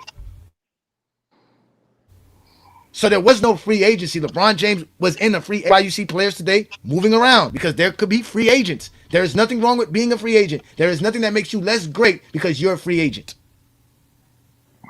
Bro, you said a whole bunch of nothing. You never answered the question. I asked you which other player in their I did. I gave you a bunch of names. You don't shut up. I did ask you that. I told you that. I went back to the 80s, nigga. Even went to Michael Jordan. Ooh, Michael Jordan. What are you talking about? Shaq left his team to go play with some All-Stars in his prime. Scottie Pippen was traded to the Bulls. What team did Shaq leave to go play? What All-Star did Shaq leave the Orlando Magic? He went to go play with Eddie Jones and Van Exel. He went to go make money in L.A. What are you talking about? Because Orlando was Penny Hardaway. So okay to leave to go make money. It's okay to leave to go make money, but it's not okay to go leave to be on a better team to have a chance to win a championship because the team you're playing on ain't doing shit. It's okay to leave a star team that's building you a championship team, but they're gonna pay you less so they can keep a championship team. But you're gonna go leave. You're gonna go leave that team to go be a to lose in the first round. Van Exel and Eddie Jones are not superstars. They were superstars, sir. They were superstars back then. You wouldn't know that, nigga. You was 3 years old. What the fuck did you know? You probably weren't even born. Bro, this is ridiculous. This is crazy. No, it's not crazy, nigga. This is Go James Kingdom. And that's what makes it crazy. Come on, man. You don't know what you're talking about. Bro, you don't know what you're talking about, bro. You never answered the question. I did. I just gave you a bunch of players that were in their prime and left to go play with other great players. I'm gonna answer for you. Nobody else. No, it's not. That's a lie. That is a lie, sir. That is a lie. Kevin Garnett was in his prime. Left to go play with Paul Pierce. In his prime. He won the latter years of the career. It's not latter. It's not his latter years. He got into the league at 18. What are you talking about? He was still under 30. He was defensive player of the year, all NBA player, all defensive player. What are you talking about? Ray Allen, same thing. In their prime. Charles Barkley left in his prime. Went to go play with Tim Hardaway. Alonzo Mourning left in his prime. What are you talking about? Larry Johnson left in his prime. None of them were in their prime like LeBron James. They were all in their prime. So what are you talking about? Charles Barkley wasn't in his prime. prime. None of those players you named were in their early 30s. They were all in their prime. Moses Malone in his prime left the league and went to go play alongside Dr. J, a championship roster as the league MVP. What are you talking about? You don't know what he's talking about. Yes, because you don't know history. Didn't Clyde Drexler go play with Hakeem? So did. This nigga just said Eddie Jones and Van Exel superstars. He said, I don't know what I'm talking about. Y'all some fucking dick riders. You're more. You call Chris Bosh a superstar for just making all-star teams. Chris Bosh led a full fucking franchise. What are you saying? Let him to what? Let him to what? What did he lead Toronto to? What? What did he do in Toronto? 11 Nothing. playoff games in 7 I years. said he led a franchise. He was the leader of his own Let franchise. what? Lead what? Lead what? Lead what? One or two first So was Kevin a Garnett. playoff Who was And appearance. leading? he Who you left think? to Oh go wait, play who in you think was Miami. leading? Who you think was leading the Lakers before Shaq got there? Eddie fucking Jones. Leading them to where? Exactly, just like Chris For lottery Bosh. pick? Lottery pick? It's finna No, get first bad. round exit. Exactly, man. Get the fuck out of here. I want to talk to my Goat James community members, man. I'm gonna talk to your dumb ass, man. Just throwing shit in the air. Just trying anything, bro. Chris Nigga told me Bosh. name them. I started naming What a about bunch of Chris shit. Bosh? Named a bunch of shit. Niggas, he called Chris Bosh a superstar because he was on the He said Chris Toronto Bosh Raptors. 11 playoff games, bro. Chris Matter of Bosh had his fact, own franchise. a Tracy poverty McGrady franchise. left. Tracy McGrady left Toronto to go play with Tim Duncan and Grant Hill. And then He left Chris Orlando Bosh to left. go play with Yao Ming. Chris Bosh left. Ooh. According to him, Chris Bosh is a superstar. Chris Bosh left in his Ron prime. Artest went to go play with Kobe. Pau Gasol Yeah, got I'm telling you, man, you dudes is dumb. Very much so. These people make me laugh, man. No, We not dumb. We not dumb. ladies and gentlemen, using the same logic that That's he a new just used, song. We it not actually dumb. just proves his point. We brother. not Ladies and dumb. gentlemen. We not dumb. He said to where right after Ajani just said No, to listen. Listen, inside, you know this already from these dudes, bro. There's no. I know you used to them TikTokers, but yeah, exactly. Lead to where? Exactly. They know. That's why they get mad at me because to where? Where did he lead First them round to? exit. Same place Chris Bosh did. Nowhere. But exactly. But you love Chris Bosh. But you love. So all of a sudden, Chris Bosh is an all-star. And now Eddie Jones ain't. How you don't know Eddie Jones was the star in the NBA in late 90s? He was an all-star for the Lakers and the Hornets. Yeah. He was so good he kept your boy Kobe on the bench. He had a Jordan contract. He was so good they had to trade him away for Kobe to get his start. They had to be like, man, look, we can't put him over Kobe. Oh, well, if he's not here, well, you got no choice but to play Kobe. Yep. He would have won a championship with Shaq, too, easily. I already proved that as well. He would have easily won championships with Shaq and Phil Jackson. Easily. They got rid of him before that could happen. But they gonna say why? But the Johnny, they gonna say why Eddie Jones didn't do it when he was playing with Shaq? Because he just got there. Because they didn't have Phil Jackson. That's why. They were didn't have really Phil good. Jackson, who turned Shaq into the beast that Shaq became. Didn't they win like 61 games the second year Shaq was there with Eddie Jones? Probably. That was so long ago. Yeah, of course the Lakers were getting swept. Of course they were getting swept. That doesn't have nothing to do with it. He's a superstar. Superstars get swept. Yeah. Jordan wasn't a superstar getting swept in 87? Are you going to say that? Was Jordan a superstar in 87? Yeah and no. I mean, you Zesty's always never could stay consistent. What about And this is AD? your argument, not my That's argument. My argument is simple as plain. He was like, when is any player left in his prime to go play with other great players? Happened all throughout NBA history. Yep. I want to hear that. I just heard Kevin Garnett talking about the only reason he went to Boston was because they went and they told him, yeah, we're going to get you Ray Allen. He didn't even want to go with just Paul Pierce. He was like, Paul Pierce is all. That's all you got? They was like, yeah. He was like, nah, I'm good. Then they called him back. We got Ray Allen. You want to come? Yeah, I'll come. Like And Charles they tell us that Barkley left KG in is his more prime. mentally tough than LeBron. Charles Right. Barkley left in his prime. And then he went on to win MVP with No, they MVP. said that Charles Barkley was washed by the time he went to How he washed? You won MVP. That's what they said. But Who they're was washed? stupid. That's what they say. Who was washed? Barkley. Charles Barkley. Who they say was washed? They said Charles Barkley was washed. Who said Charles Barkley was washed? Who said that? The Zesties? I thought the Phoenix team was one of the best teams ever. No way. They be all over the place. Who are they trying to discredit Charles Barkley for?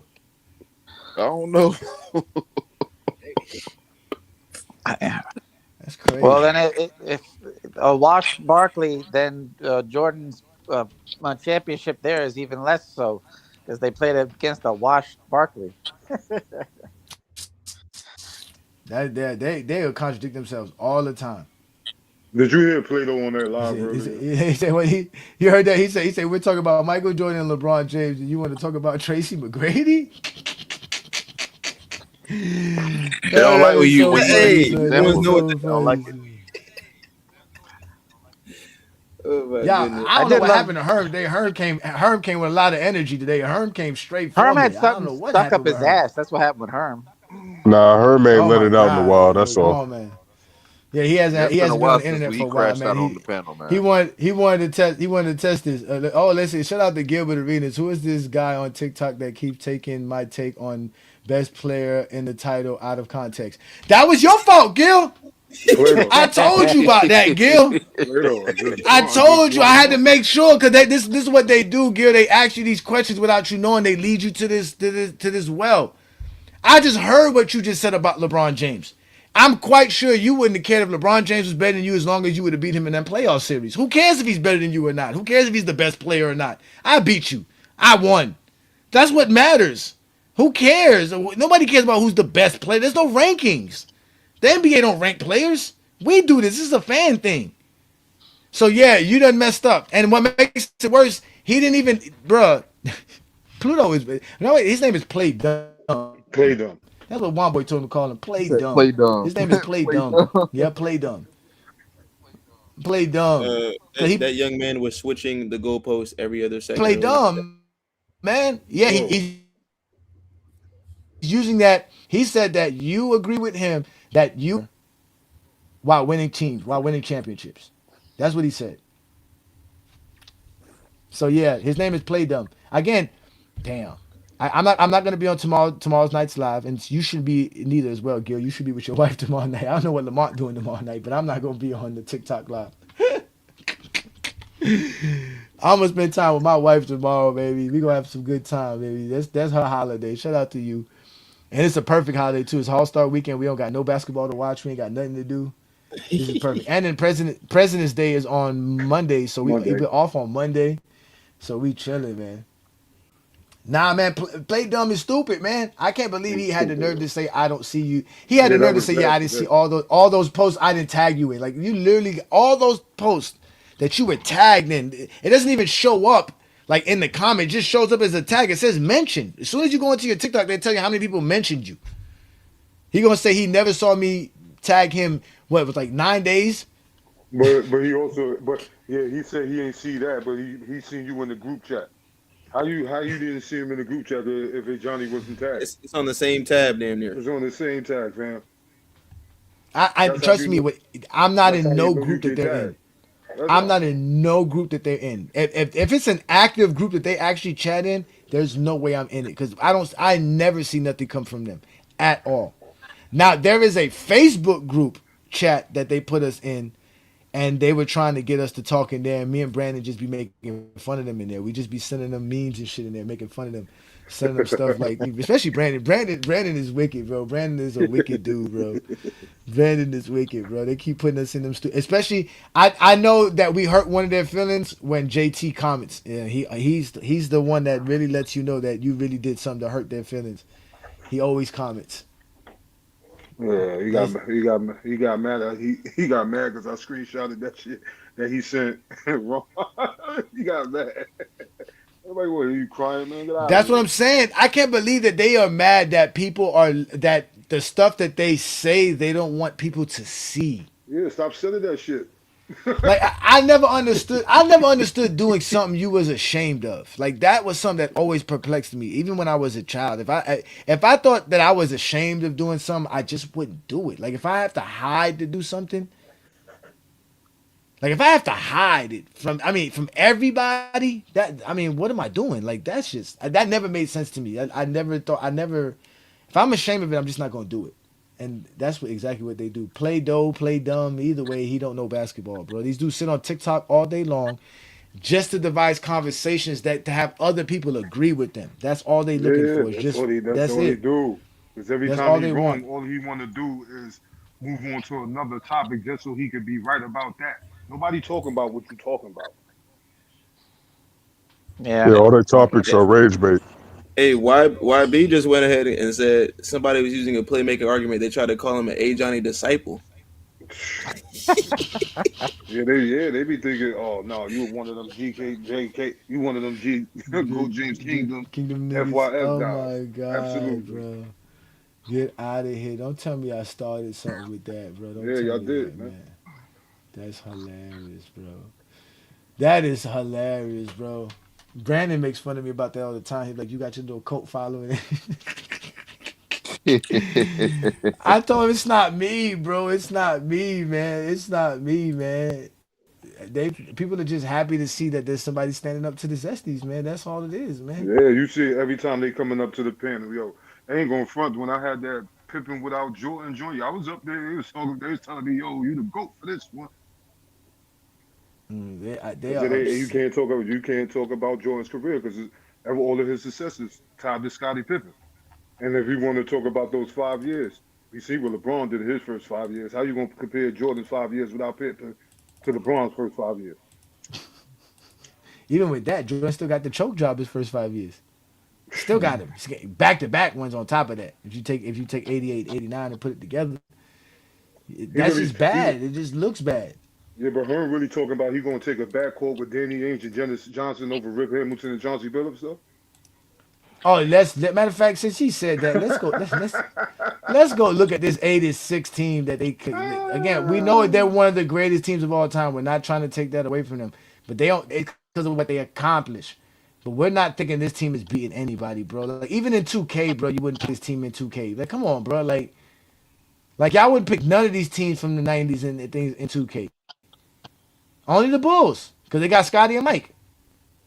Shoot, I wouldn't even pick the Bulls. And if I'm using 2K, I can't even pick the Bulls because Michael Jordan's jump shot is garbage. It's terrible. Not the not the You not the you 90s can't not go the wrong. 96 Jordan. The 96 and the 93 Jordan is really good and okay, always be good. All right, so let's look at this team. So Kevin Not good McHale at was shooting averaging threes. 21 points. This dude, they had, bro. This team is not doing nothing, bro. I'm sorry, ladies and gentlemen. Y'all gotta stop this shit. Team shot 5 3-pointers per game. They did score Yeah, 114 points per game. they'd get crushed by Um, anything nowadays. I mean, Imagine 2000 Cha- wasn't really a shooting era, but yeah, imagine I don't know. Chauncey Billups taking them threes back then. This It's is funny. this is coming off their bench. He'll be Steph Scott Curry one Scott boy well, if he played in Scott '86. Rip two. Scott Scott Wedman is coming off the bench. Bill Walton, Jerry Stitchings, David Third Kill, Sam Vincent, which is Who? one of Jordan's exactly. Sly Williams, Rick Who? Carlisle, That coach? Craig Yep. Kite. Yeah, Yeah, he Rick played in the Carlisle league. used He to play did for play for the Celtics. Celtics. Yeah, he played for the Yep. Celtics. A But lot of the he was coaches sorry played. though. They had Bird, but again, you just put Tayshaun Prince on Bird. Ooh, Not to what he say Yeah, gonna Tayshaun do? Prince is he'll going to lock do him anything. up. You should Locked see what he down. did to Reggie Miller. Rasheed Wallace, and Ben Wallace can take care of McHale and Parrish Locked defensively. down. Easy. Absolutely. Easy And work. then And who McHale is guard. Danny Ainge is gonna be chasing Rip Hamilton Rip around. Hamilton? Absolutely Easy. not. That's he'll drop 62 if Jordan dropping And 62. Chauncey Billups is going right to the post, Come going to go where's on, Dennis Johnson. man. Oh yeah. And are Chauncey we No too big playing? zone. for Hey, him. one boy, Chauncey Well, they I too don't ain't know. play big. no I don't zone know either. about that. That would Yes, he is. Yes, that he would is. be Well, that kind of would well, be. I think that would be kind of helping Dennis Johnson out if you go to the post. You just space him up. Chauncey Billups is gonna be shooting threes on him. You gotta come well, down he could do here. that too because he Dennis Johnson never had to worry about sticking somebody 24 feet. He never had to worry about that. Come out here, cause I'm gonna hit this. You better come out here, cause I'm yeah, gonna hit this. And they ain't then call what him Big Shot rules are we? They ain't call him Big Shot Billups for nothing. And what rules are we It's playing under? it's Illegal it's It worse better if they not defense. be the play. 80s Don't do rules. that. Better It not be the don't 80s let the rules. 80s is them. Yeah, It's it's a worse for wrap. them. McHale having it's a rap. It's a Yeah, rap. because he got It's to a play rap. Rashid on the perimeter. He gonna have to step out the paint. This is a team that was giving up only 90 points per game. They went 64 games in 2006. They were really good. Okay, Then they go to the conference finals like 6 years in they a were row. shooting 6 years They in a were row. shooting. Oh They 02, were oh shooting 08. eight. They were shooting eight.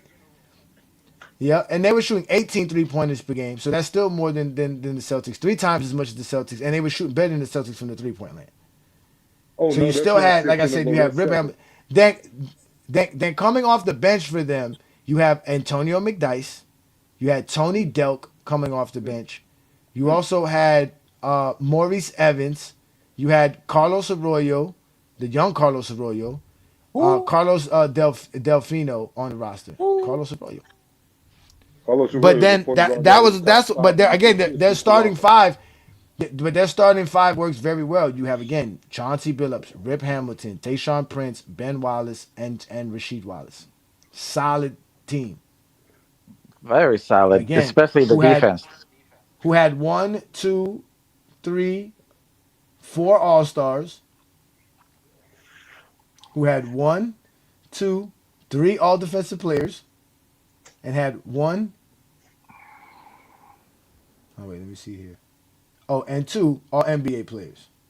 I remember when they had all 4 of them on the floor in the All In Star the game. All-Star It was like game. the Detroit Pistons versus the West.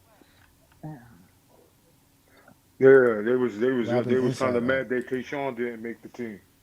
What happened to inside the arc? Oh, there you go. Oh, what up, y'all? What's What up? up, King Shy? Salute, King Shah. There we go. I don't know what happened. Maybe I clicked something. I'm not used to this stream yard. Yeah, it's interesting. Yeah, it's a You're little bringing different. up the Detroit team I in hear this motherfucker. 2006. Again, Hell no. the Oh my Pistons team, gosh, the bro. Pistons teams that Michael Jordan played against would have swept This those nigga don't Detroit never teams learn his LeBron lesson. was losing No, they to. weren't. They were Please. We far be better beating this But teams. what's motherfucker up, head man? in every No, time he get Please on the stop show. this. Brandon, hold on, wait. Let me have this. Brandon, you cannot prove that, Brandon. And yes, I can because I saw those No, you Detroit can't. teams. I can. Those Detroit teams were good enough to beat Larry Bird's Celtics. They were good enough to beat Magic's Lakers. A team with Chauncey Billups as the closer is not beating a team with James Worthy Sir. and Magic Johnson. And my point Sir, is, this is why sir. when you guys Sir, cite these you cannot. LeBron That's not stats, the same, sir. it That's not the is. And same, sir. Michael Jordan had better stats against a far better bad boy defense than LeBron did against that defense. Again, Jordan never faced that style of defense that he had to face against the Detroit Pistons. Jordan never faced a team with all defensive players on the roster. It doesn't matter. The Never. Pistons were a better team. How does that never matter? How does that not matter? That's not true. Jordan lost to a team that had no all defensive players on their roster. They had no all NBA player on their roster. LeBron's never lost to a team like that.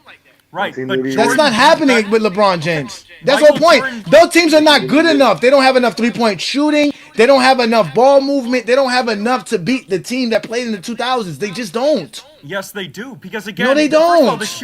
the shooting in the 2000s was garbage. It was not even that good. They shot Number one. 38% from three-point land in Detroit, Right, so and they that's had not no garbage. volume. They shot zero 18 volume. shots But per again, game. That's teams- more than any of those teams in the 80s the was team- shooting. The team, right? You're just screaming. The teams. No, that because Michael you're not Jordan- listening, because you're lying.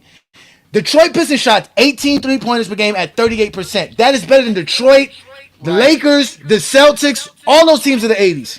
Better. Right. So the They were better the shooters. Right. So the bad boy Pistons beat the Magic Lakers and the Larry Bird Celtics. Okay. Those Only Lakers teams are not doing none of that against the Detroit Pistons. The only team that Detroit beat that was an elite team, they beat a Lakers team when Shaq was in decline physically and Kobe blew the series. That's it. That Detroit bad boy team is a far better team than the Pistons team. They're that beat the not. Lakers. You haven't And named Jordan was nothing. playing- You haven't said Michael nothing, Jordan sir. Was playing better teams than ever. Oh Michael my Jordan God! played- So I don't want to hear you tell me these lies because you're not saying nothing. you You're not can't saying make an why. argument. You know. That's why you No. I'm trying. You're not letting me make an argument because I'm telling you your argument doesn't make sense. It does. Beating the Lakers and the Celtics in the 80s does not make them eligible to beat a team in the 2000s. That's not the same competition. You're not going up against the same team. You're not going up against the same players. We're going over the players and we're showing you. Chauncey. This is my turn to talk. Chauncey Billups could shoot threes, could shoot off the dribble. He can play make. They have Rip Hamilton. Who's guarding Rip Hamilton? Not no Joe Dumars. Those guys didn't have to guard nobody outside of 20 feet, sir. They never did that. They never had to go to what's called Rasheed Wallace could shoot 3-pointers. What are you talking about? He would have to bring every one of those guys out. Dennis Rodman got to come out. John Solly got to come out. Those guys can't. Those guys are not used to guarding out there. So let me hold on. Ben Wallace is one of the greatest defenders of all time in the paint. You're not getting in the basket. You're not doing that. He's one of the best rebounders of all time. Ben Wallace was undersized. He would have been. He was Defensive Player of the Year in 2006. Don't tell me he's undersized. Right. Who's because of his he's help defense. he's gonna deal with who's going with Bill Laimbeer? Bill Laimbeer. What is Bill Laimbeer gonna do? Because you're not listening. I'm telling you my argument. And you're not listening. Bill Laimbeer. What is Bill Laimbeer gonna do against Ben Wallace? Been obliterated by any of the top centers in the 80s or 90s. What center? No, we're not talking about top centers. We're talking about Detroit. We're talking about Bill Laimbeer. We're not talking about centers in the 90s. We're talking about Bill Laimbeer. The Pistons' front line would have destroyed Detroit. Whoa! Who's on the front line? Who's on the front line? Who's on the front line? Who's on the front line? Who's that? Who's that? They would have. Who is it? Name him. Who's? Shut up. Name him. Who is it? Name him. Laimbeer.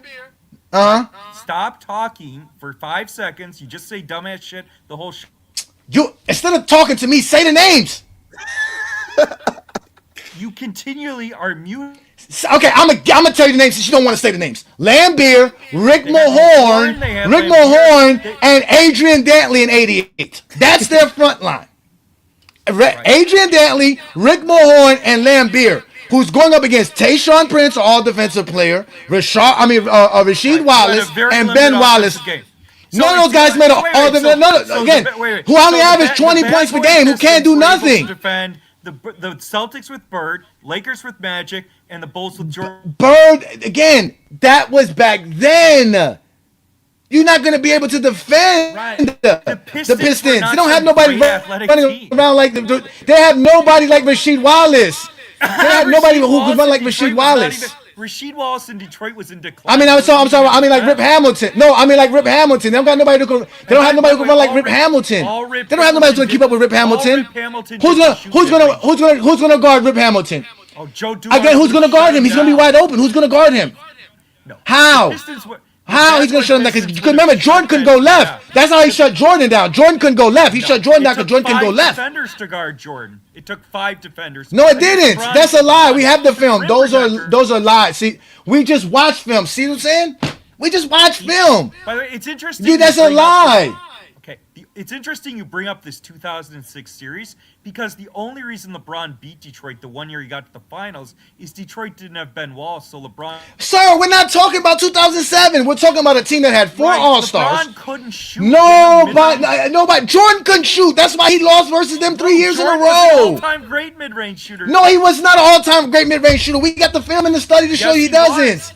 No, sir, stop derailing from the conversation. We are talking about the Detroit Pistons of '88 versus the 2006 Pistons. Right. The Detroit Pistons of 2000 didn't even have. They had one 20-point per game score in 1988. 120 point per game score. Right. And that's because the conference was slower tempo in the 80s. Who? What slower tempo? What slower? The pace was faster in 1988 for the Detroit Pistons than it was for the 2006. Anyways. No, it was faster for the NBA in general. They play at a faster pace. You like a little bitch. You like a fucking. Because you're lying. I'm not gonna let you go on a soliloquy for you to keep lying. Then you fall on your face. Like this is not a debate. This is not a debate. This is my show. Okay. You came up here and name a player. Stop unmuting yourself. I will continue to mute you. Get the fuck off my show. Let me bring up 2 cents. Oh, thank God. Somebody want to sit there and argue with you Fuck niggas, that man. guy. Just be lying. Oh, my God. Like you niggas can't, man. They can't help himself. It's a fucking idiot. Just bringing up a bunch of bullshit. He couldn't even name the Detroit Pistons front line. He couldn't even name it. Damn. Hey, man, look. Let me slide mine in before you throw me in the gauntlet. Let me slide this in. This all you need to know. You already brought it up. Bill Laimbeer was a top defender during this time. No, he wasn't. Now, look. No, he wasn't, sir. No, he wasn't, sir. No. He never made an all-defensive team, sir. No. He's not an elite defender of any kind. He just punked Michael Jordan. That's it. That's it. Okay, but I'm just saying, for the people that grew up in the era, they thought he played defense. I knew, and you know, he doesn't play on that level. I'm not, man. They blowing by him. You cannot compare that era, man. It's just it's dumb to compare. Man, everybody blowing by him and dunking on him. But they was regarding Bill Laimbeer like he did something. He shot that flat-footed three-pointer and he played defense, rough defense, and he can just grab you. He was just playing smart ball. But I understand what you're saying, but you trying to explain it to that last dude that you just kicked out. I mean, like, bro, you was really talking to a brick wall at that point in time. And much I respect. know. I'm glad y'all I on. know. Happy Friday. Appreciate you, man. Listen, 2 cents. I'm used to Brandon Katz. You heard him. As soon as he came in, we all said the same shit. Oh, here comes Brandon Katz. He can't prove the Detroit Pistons could beat that team. He's gonna make some narrative base because they beat the Magic team and they beat they beat the late Lakers with Kareem on his last leg. They beat the Celtics with Bird and all of them on their last legs. Like, they were not that great of a team. They only won because they were in the era that they were in, and that was fine. That's good. They were one of the best teams in their era. But you can't take that team and make it seem like they will go to any era and just dominate. They can't. They just not. They know. See, I mean, they were a great defensive team for that time. The Raptors, when the Raptors beat the Golden State Warriors, when Clay and KD and all these people went down, we all know. Okay, they got the championship. Whoop-de-doo, they got it. But we all know we got eyes. We seen what they're talking about. I'm like, bro, that ain't the business. Okay, you got your championship or whatever it was, and that's all we're saying. You trying to make it, I mean, not you, but people are trying to make it more than what it was. Ain't no way in hell the Raptors would have beat the Golden State Warriors if them guys went down. No way in hell. But it happened, so give them their props. Give them their props. Simple and plain, Mr. Courtney. Simple and plain. Listen. 1988 Detroit Pistons did not have an all-defensive player on their team. Rodman didn't make an all-defensive team. Joe Dumars wasn't on the all-defensive team. They never made one. They got their name by shutting Jordan down because Jordan choked. The next year, they were put on the all-defensive team. Both of them, Rodman and Joe Dumars in 1989. But in 1988, they were not all defensive players. Detroit Pistons were not even the best defensive team in basketball. The Chicago Bulls were. Even The calling Chicago them Bulls the bad boy had a Pistons better was defense. even calling them the bad boy Didn't Pistons exist. was kind of a double entendre because they were based in Detroit, the murder capital. I mean, I think the whole point is, I mean, Whatever, it sucked obviously back we're a then. great defense for that time, but that's exactly what they were. A great defense for that time, a great team for that time. If That's we're talking fine about their because skills, they won championships. yeah, They won no championships. That's disrespect it. to them, but if we're talking about that team against a team more towards the modern day, it's not really close. They're getting fried. Detroit won a championship. 06 Pistons were champions. They won a championship 2 years earlier than that. And that was the same team. They were in the finals the year before. They were better in 06 than they were in 04. Yeah. But it just goes to show you how the league got better, how the league kept getting bigger. Again, I keep telling y'all, they lost to the Heat, which was a super team. Lost to LeBron and lost to Boston. They said the Heat wasn't a super team. That Miami Heat team was a super team, bro. It was just they said Wade. They said it was just Wade. Under their standards, it was a super team. Shaq joined that team because they had a Wade. Shaq wasn't going to no team without no other player. He went there because they had a Dwayne Wade. And not only that, he took less money so they can get more stars. So they can go get Antoine Walker. So they can go get Alonzo Mourning. So they can get Jason Williams. So they can get Gary Payton. They said that ain't enough for it to be a super team. 7 conference finals in a row, though. That's not a great team. 7 years in a row. Oh, the Pistons? Yeah. From 02 to 08. Hey, way better than the 80s Pistons. They never walked. The hell with them. In 2006, what happened, Shy? In 2006, Miami Heat had the number one defense in the playoffs. Their offense was 10th in the playoffs. They had a negative offensive rate. That means that they were, by and large, winning games because of their defense. It was not because of Dwayne Wade carrying them like this and say. You know, they're not gonna like that stat, but it's a fact. Yeah, sir. Show me who has more. Show me who has more. Show me who has. I'm saying, sir, Courtney. I'm gonna call you. I guess you're a female. You got you divine power there, sister. Listen to this. LeBron James has the most championships in his era, the most MVPs in his era, the most All NBAs in his This era, sound the like a most points in female. his Yeah, era. that might be a female. LeBron James dominated his era. It might be Zesty. Not only did John, remember LeBron James is responsible for two super teams being created.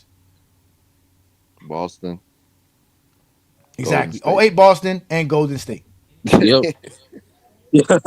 Yeah, it could be. Actually, three. Johnny, the Who's the Nets. other one? The Nets. Yeah. Oh You know yeah, what I the mean? 2014, 2013, We can even say 14 the Nets. Clippers too. Don't forget the Clippers because remember this guy went and told him give me Paul George. Don't forget the The Clip. Clippers. So, Ooh, yeah. but again, Ooh. LeBron James don't have 6 championships in 22 years, but it took Jordan. Jordan has 15 years and only got 6 championships. Why he couldn't get 11? Oh, I got another one. The 2013 Lakers with Dwight and Kobe. They were pretty to stop LeBron. Good nasty. Oh Memphis my never god. first play of the game. First, Heard you first, tweet first, that Look, logic. first game look. of the Wait, season. so now I thought dominant. LeBron has the most points. So now dominant is predicated on your stats, not winning championships anymore. You're another Zesty.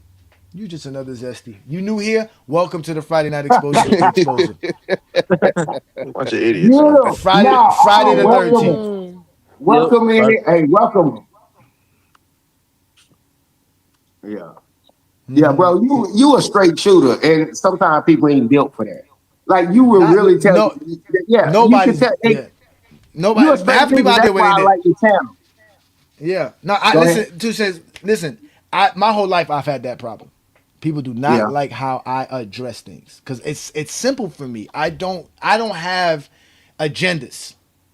So when I see something and I Right. call it out, it's a problem. A lot of people have agendas. A lot of people are phony. They have a facade they want to keep up.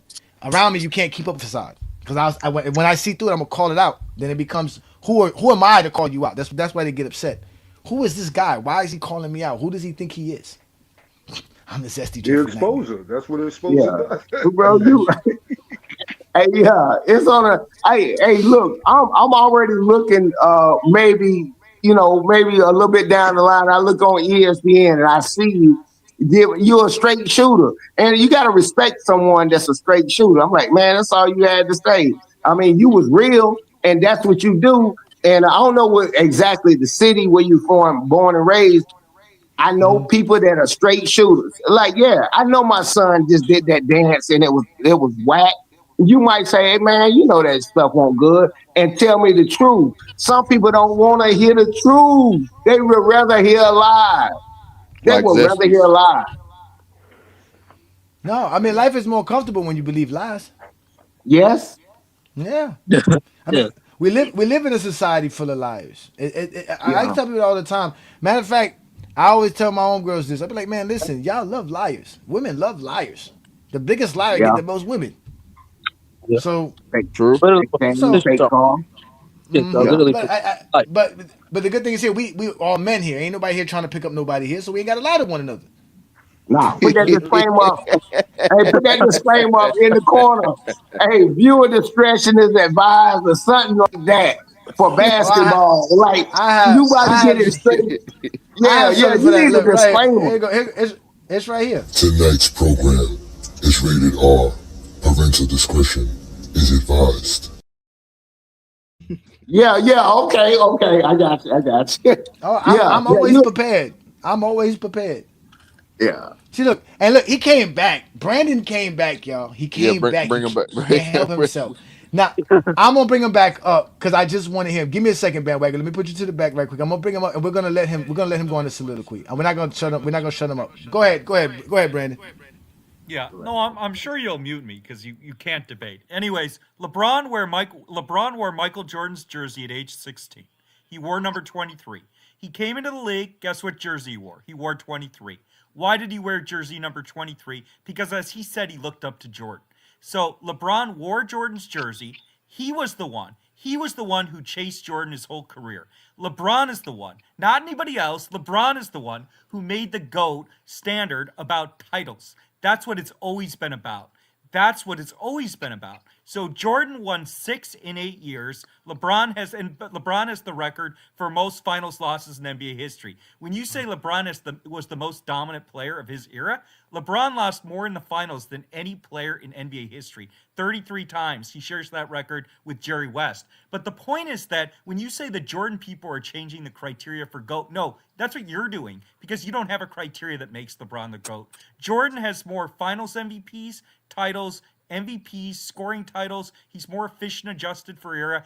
He beats LeBron in every individual stat, every team stat. And so what you have to do, because LeBron wore Jordan's jersey, he made the GOAT competition about titles. That's why LeBron's switching teams every 4 years and forming super teams. It's to win titles. So LeBron set the criteria. It was titles. He couldn't get to 6. He couldn't even get to 5. So now clowns like you are on these channels talking about VORP and PER because you know that LeBron, even by his own criteria, never met or exceeded Jordan's GOAT standard. I know everybody want to get him. Everybody want to get him.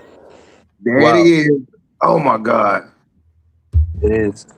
It's like the Shannon Sharp to 5. Yeah, he just talking.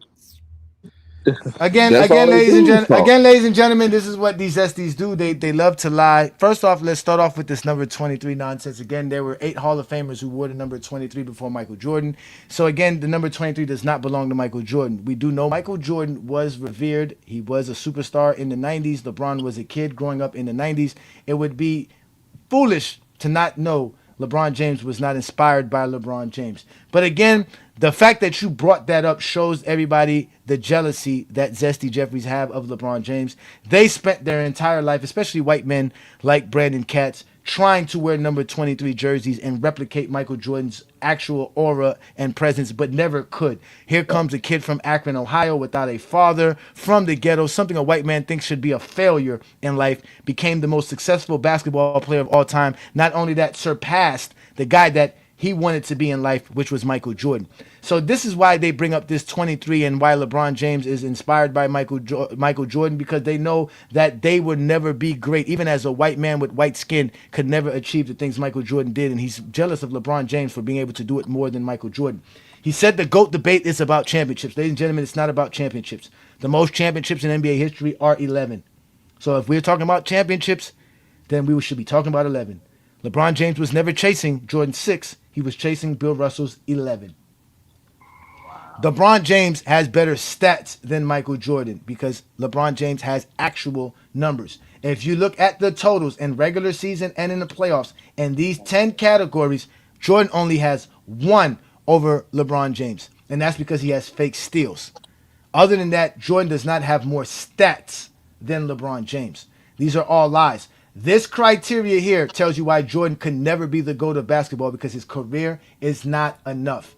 He doesn't match up to this resume right here. LeBron James is closer to this resume than any player in NBA history, and Brandon Katz left before I can bring him back up to bring it. And just to let you guys know, Jordan's career is not enough. We even got an anthem to let you know that.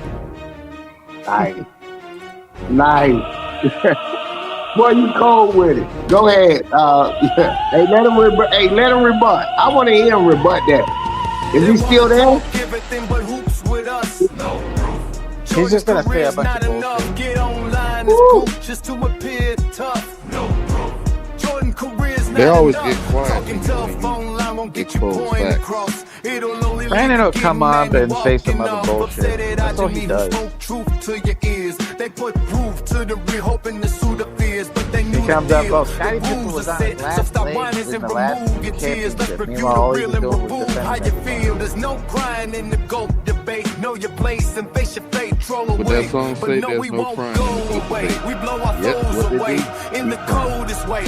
All the time. Chicago on his coldest day. Or Jordan shooting another atrocious J. They wanna talk everything but hoops with. They wanna talk everything but hoops with. Well, they're talk at the same time.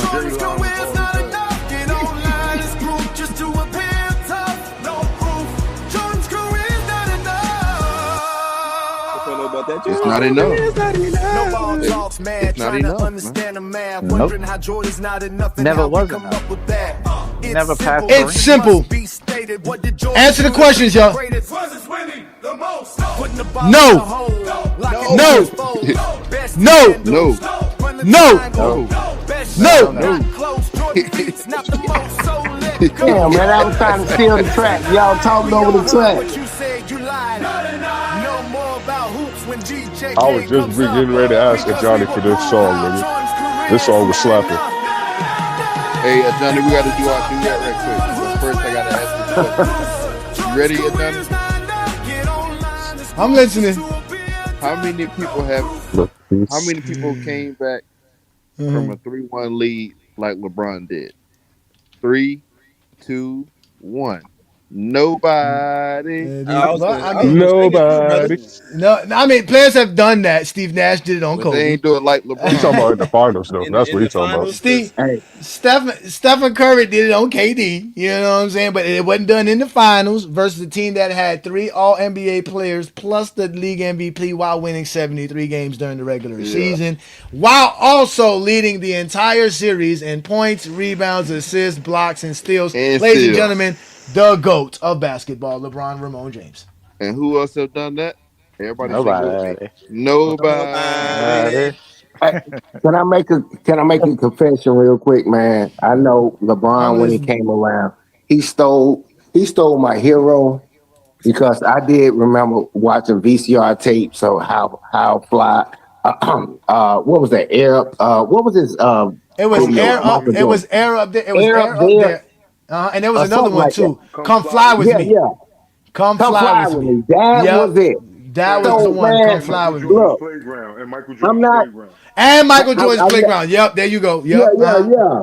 So y'all real schooled in the game. But yeah, man, I grew up with that. So, but I'm not a. Here's one thing I'm not. I'm not a hater. And He when just told dude us said old. something about it was all about championships, I was like, what? I'm like, JaVale McGee got 3 championships. You're not about to tell me that joke, he's better than John Stockton or Karl Malone. I was like, man, the logic, if you use someone's logic against, okay, I'm fine with it. But okay, does that make any sense to you? Adam Morrison, when he was on the Lakers, he won a championship. He Riding the didn't bench. play and do that. But if I want to do that, guess what? He's probably getting some guest appearances and getting paid more. It's like winning a Grammy because you can charge more based upon your accolades. But at the end of the day, it ain't never been just about the championships. And when that dude said that, I was like, oh man, you messing it up. Because we know people got 11 championships. And so your logic, someone's gonna use it against you. And he ran into somebody else that's gonna throw it in your face. Okay, you got 6 and if somebody got 11, that sounds like a failure to me. Yeah. Shit, Like Robert think about Ory's it. better than Jordan. They have Robert Ory's better championships. than Jordan, bro. It's This announced is by what Zesty Right, Jeffrey. this is what based I tell upon that people. logic.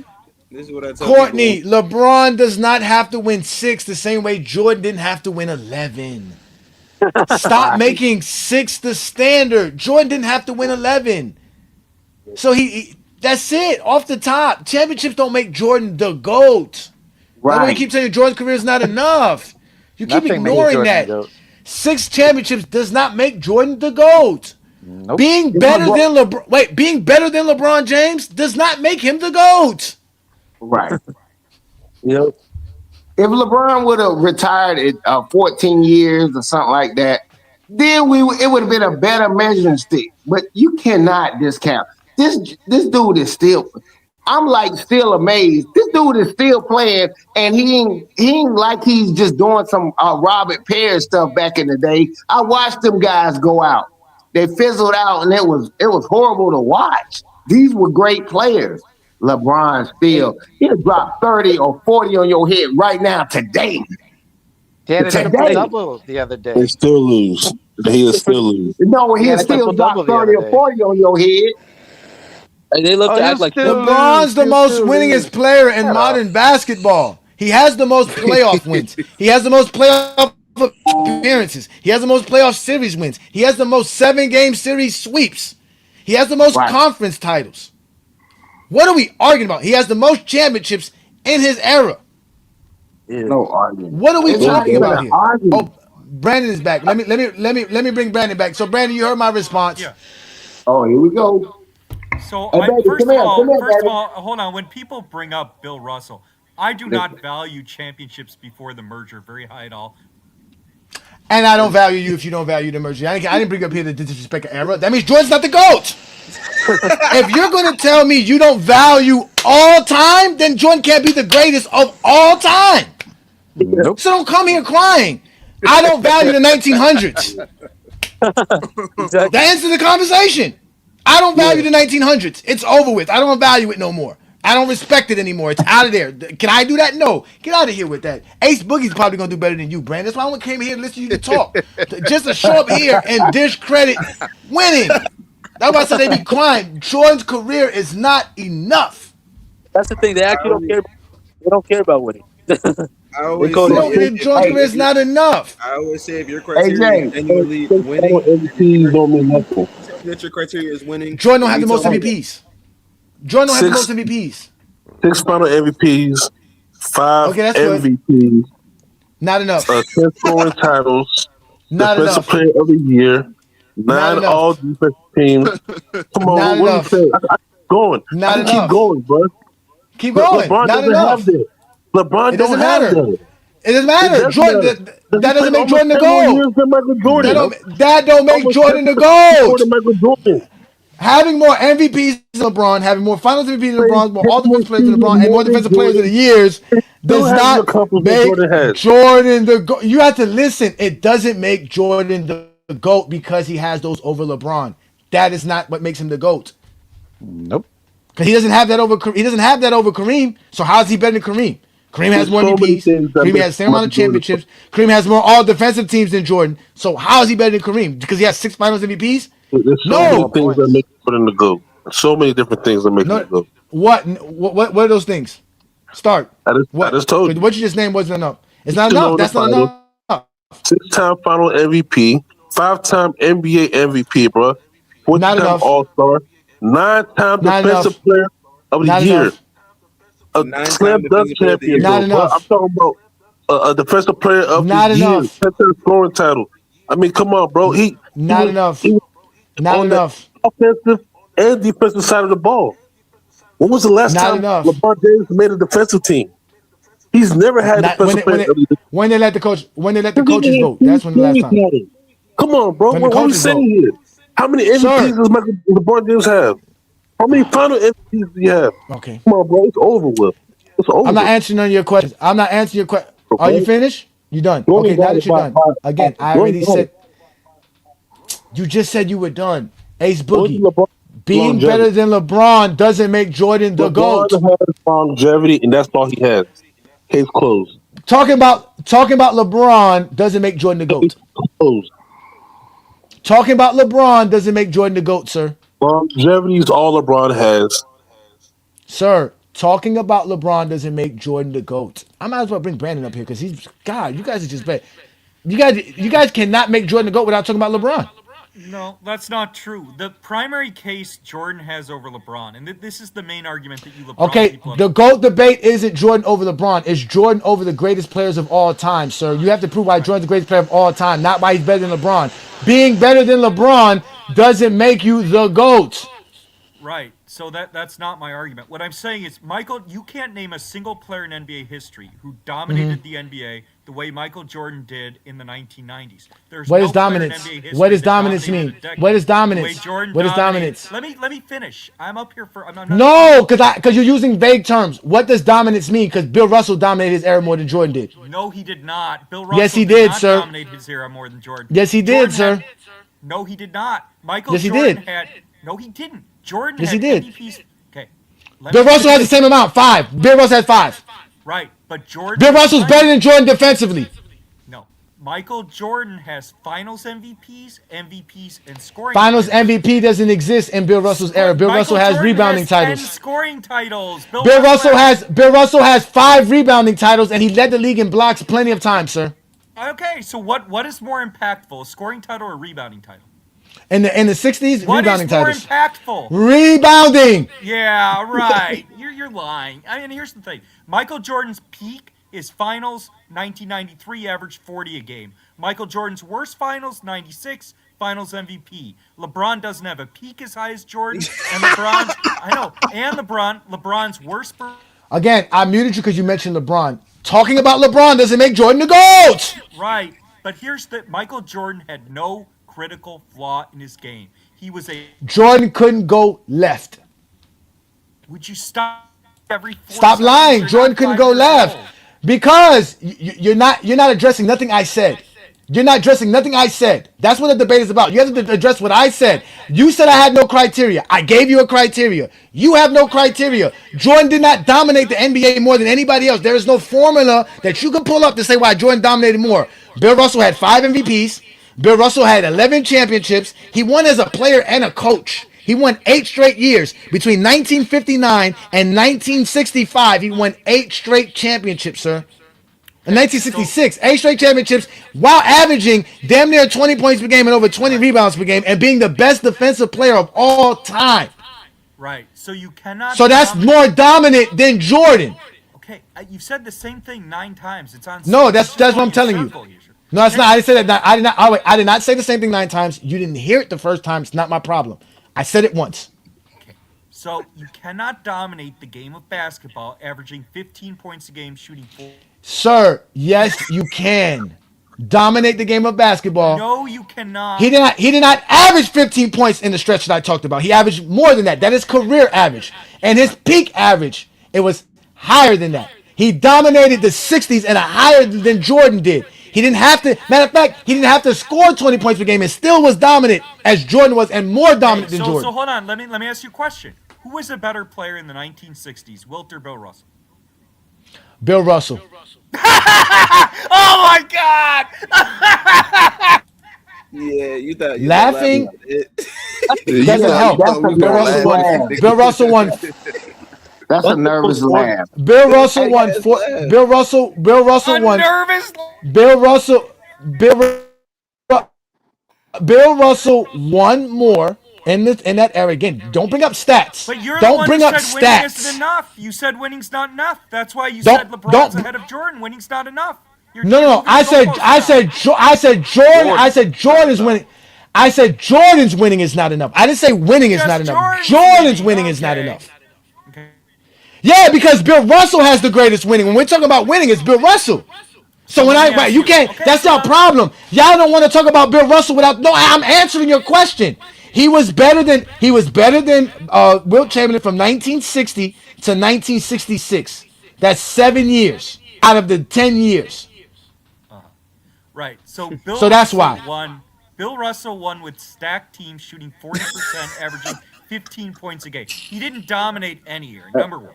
Number two, when you talk... Sir, he was the 5-time league MVP. Nobody on his team won an MVP besides Kuzma in his rookie season. With watered-down weak competition. Same thing with Jordan. Yeah. Jordan was in a watered-down era, too. Listen, this is what they do, ladies and gentlemen. Against Bill Russell, they use LeBron James fans' argument versus Bill Russell for Jordan.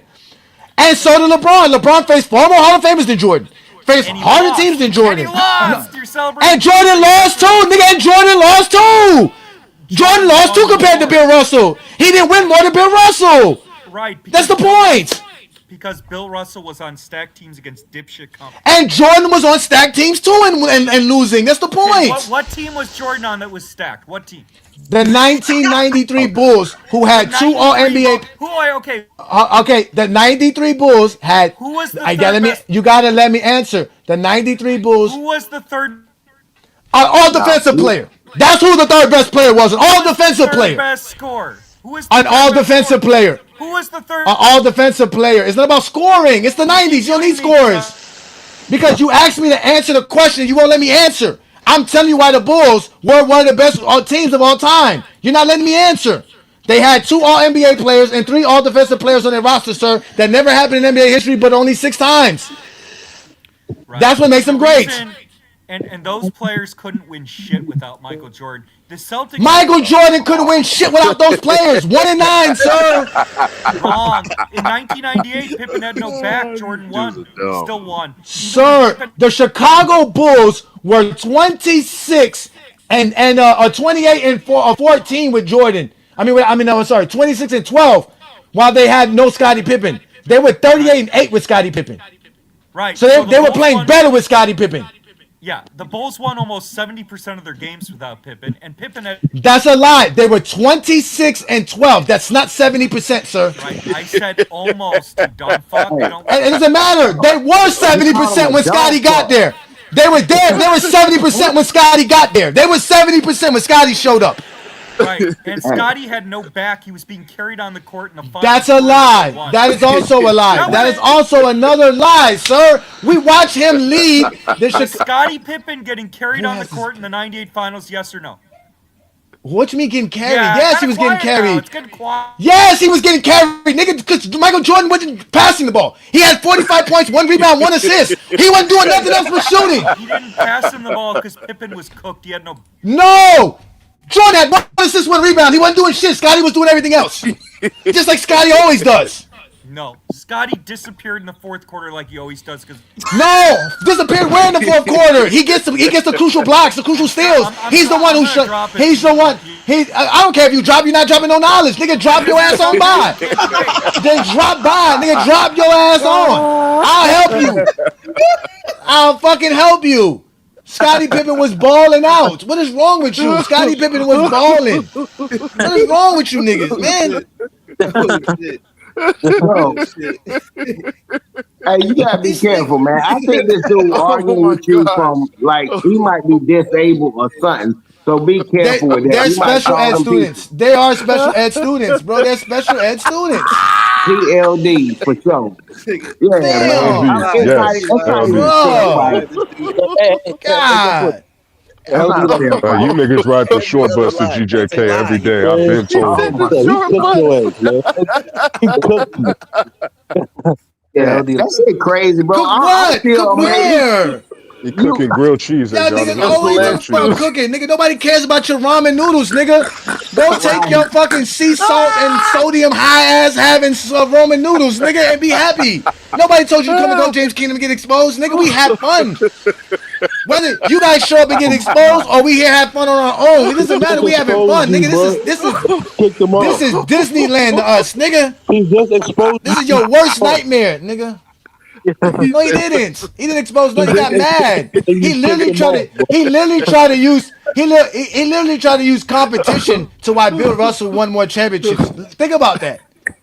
Then he tried to use stats. This nigga said stats. You gotta have stats. What's it about the stats? Forget the championships. We gotta use stats. So Jordan points can trump 5 more championships, but LeBron stats can't trump 2 more championships. He hit you with the I'm pissing you off. You kicked him off. I didn't forget bro, about you that just getting had guys me pissed dying, off, man. You niggas That's is an funny, man. You guys unfair think I do not give a fuck about the goddamn Michael Jordan police, man. Fuck every last one of y'all. Fuck about no police then. I don't give a fuck about no police now. Shit. You know what? You can do whatever you want to do. So it don't mean nothing to me for you to show up tomorrow morning with your head blown off. You understand what I'm saying? Don't be fucking with Goat James Kingdom, nigga. No, that was an unfair fight, bro. Nah, that was unfair. Hey, Special ed bro. students Hey, got me, man. hey, bro. Yeah, you jumped it. Hey, you ever seen somebody get in a fight? You told me they jumped me. Man, it was one person. It was one person. You got jumped by one person. Yeah, You niggas be making up shit. Just be making up shit. Yeah, it's sad too. They always come up with the same arguments. Yeah, they lie about. Copy and paste. Again, look, they're getting mad. More Again, championships. our criteria isn't championships. Wilt Chamberlain could be my second greatest player of all time with only 2 championships because I don't grade players by the amount of championships they have. I grade them by how much they accomplish. What did they do? Right. This man is number 1 in points, number 1 in rebounds, all time. Yep. Still to this day, and he decided to not score for half his career. You gotta put the graphic back up, Johnny. The disrespect that y'all give to Bill Russell and Will Chamberlain is insane, especially Bill Russell. Nah, it's hard to big up OG. You niggas talk about winning and being on the same team. That motherfucker won the most in the less time and on the same team. I don't know what the fuck the complaint is. And a coach. A team like Jordan. Oh wait, so now, wait. Go ahead. 2 cents. Go ahead. No, go ahead. Yeah, I was gonna say, man, look, man, I understand it. So it's hard getting people to understand you got $10,000 a day. It don't mean the same thing in 1950 and the 60s. Inflation's what it meant and all this kind of stuff. But what you're saying, you're trying your best. I give it to you to present it to them and say, look, man, this is it. This is what it is. Not subjectively. You're talking objectively. He is only giving you his personal opinion about things. And when you can sit there and I'm sitting here listening to you, I'm like, damn, man, I wish I had a chance. I'll regurgitate everything you goddamn say and what you printed out because I know it's facts. And somebody ain't never seen basketball before could see exactly what you're saying. I'm like, dude, okay, it's championships. Okay, he don't have the most or whatever. And you trying to compare him to people. Overall, okay, you can't win that game with LeBron. He didn't retire 14 or 15 years. That dude is still going and still dropping folks off. I'm a hold right there. Yeah, no, listen. All the way. I got Ace Boogie in the comments, in the private comments, saying this. He say, Ajani said Bill Russell was better than Wilt. Shaking my head. This nigga is a joke. He asked me. It's King Solomon. King Solomon, you got bad background noise, man. Stop unmuting yourself until you want to speak. And same thing with you, David. He asked me about the 60s. Who was better during the 60s? I gave you 7 years or 6 years that Russell was better than Wilt Chamberlain. Again, Wilt Chamberlain played 70, 71, 72, and in 73. So when you take the totality of Wilt's career, it's better than Bill Russell's. But when the era that y'all be wanting to make Wilt Chamberlain better than Bill Russell, he wasn't. And y'all want to do that when Bill Russell was winning championships, when he was dominating the league in the mid-60s and the early 60s. Wilt Chamberlain was not better than him then. That's what y'all want to do because y'all know if y'all do that, you take away 6, 7 championships from Bill Russell by trying to say that he wasn't the best player in the league, and all, which is it doesn't matter. He still has the most championships. They didn't win before him. They didn't even win after him. Look at y'all gotta stop this. They show you the YouTube games from back in the day, bro. You know it. I watched that. I was like, damn, okay. I thought Wilt did it. I know you can do certain things, like if I played the Washington Wizards and stuff like that, you can get your numbers up and do something crazy. But what they're not understanding is, I understood as a young man, I understood what my grandfather could do. He could still wring my doggone daddy neck. And my neck too, if he wanted to. He has a certain power and stuff that he did. It's hard to equate that shit to these new young bulls, which LeBron and everybody else was. Man, they better. I don't give on any metrics that I can even think of. And they sitting up here arguing with you on a channel. I don't even see these type of channels no more. That's what I'm tripping off, bro. I do not know anybody can say anything about it. You're real brave. You're real brave. You know why? You know why? Because YouTube makes it hard for content creators, and a lot of content creators go elsewhere. Yeah. And when you go elsewhere, it's specific. YouTube is more universal. You get a lot more people on YouTube. YouTube has a lot more audience, but they really do restrict you on what you can do, right? So as an example, even Low, Low doesn't do lives no more on YouTube anymore. You have to join him on Twitch. And when you go to Twitch, it's different. You have to it's like creating a whole new life for yourself, starting a whole new job. I have to go create a whole new account. If you're not originally on Twitch, then you're not gonna go on Twitch. So YouTube has a following, but like you said, it's hard to keep up with YouTube because YouTube is about shocking content. You know what I'm saying? Rage baiting. There's only so much of that you can do to keep your content going. And if you build your following off of that, it's gonna eventually crash. You see what I'm saying? So good thing for us, and which is something that I noticed, it's a good thing that we only do 1 or 2 shows on YouTube a week. Our audience is used to Friday nights and Sunday mornings. But if we were trying to do lives all the time, you know what I'm saying? It would mess people up because we can't do it all the time. But now that I know, we can do it every Friday, we can do it every Sunday. We have a good thing going on YouTube. That's why we're able to last a lot longer than other channels. Because when you were doing like the motel room where you were just randomly going live every day, just randomly picking a time to go live for whatever reason, After you don't go live for a day or 2 or 3 days or two, your audience goes somewhere else. You see what I'm saying? So Yeah. YouTube is difficult. It's not easy. It's not, and again, you don't make a lot of money with these channels. You really don't. People who make money on YouTube have multiple channels on YouTube, not one channel.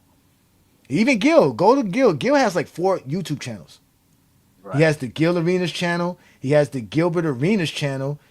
Then he has the some other. He has, like I Arena. said, he has Arena Spear channel, and then he has another channel. He has like 4 different channels Yeah. The to make gaming money off of. channels. Yeah, yeah, Yeah, yeah. exactly, Yeah, but exactly. yeah, So I mean, I wish you actually on my bucket list at this point in time. I'm a little bit older than you, type of deal. Bucket list. I know people that know people, whatever. I played basketball with a lot of these guys. Man, I would love. Well, he ain't no do it, but in some kind of way, he can. Let's say LeBron James. I've never seen someone that can have a channel that survives that they wasn't hating on LeBron. I I mean that stuff. I'm like, man, I've never been a hater, so I don't know how a hater really thinks. But I was like, bro, this Nah, shit you're you right. doing You're it's right, Two different. Cents. It's You're different. right, Two You gotta Cents, admit, because YouTube is not kind to LeBron fans. I don't know what it is, but like any right? LeBron fan channel does not get traction on YouTube. Yeah, but that's yeah, what Go James Kingdom changed. That's what yeah, we've changed. That's what we've changed. Again, when we started this YouTube stuff, I had no idea about what was going on in YouTube world. I didn't go on YouTube right. for sports. I went on YouTube for documentaries and Gaming. yeah, history. I used to watch a lot of history stuff, science stuff, tech stuff to fix the house, things like that. I didn't know there was an actual whole basketball community on YouTube. I had no idea. I had no idea. And then we started Goat James Kingdom. And again, this was all Brandon's idea. Brandon had the whole idea for all of this. All I told him was name it Goat James Kingdom. That's all I told him. And I didn't even know he was going to actually do that. I was actually joking at first. And when he did it, I was like, oh, fuck it. It's going to be Goat James Kingdom. Let's go. I'm down. We're going to make a LeBron fan page that's going to show LeBron's greatness. We're going to actually show people how great LeBron James is. And that's been our mission from day one. So It's and that's dope. the GOAT debate. That's the actual GOAT debate. And once you start saying LeBron is great, you're having the GOAT debate. Because people Yep. want to tell you why LeBron's not great. People want to, because, again, he was preordained to be the GOAT. So we've He been hearing was. about LeBron James is supposed to be great since he was 15. So that's why people keep saying, where's this greatness? 22 years, where's this great? I still haven't seen it. Meanwhile, they've been seeing it for 20-something years. But they don't know what greatness is. I mean, Hey, listen, this person right here, Courtney, I don't know how a female can be so zesty. But somehow we got a female in here that's as zesty as any Zesty Jeffrey. It should never be a female. She called Bill Russell a bum. I was like, let me see. I could have swore I just right. saw her put it here. And like, how are you going to call Bill Russell a bum? There Hey, you go. put it Bill up. Russell's a bum. All Oh my because, god. again, this is all because Michael Jordan's career is not enough. Oh my god. That's Bill crazy. Russell's Bill a Russell is a bum. bum, but he's better than LeBron. Like, what the fuck? If he's a bum, what are we? Like, okay, see, that's the thing that I don't like.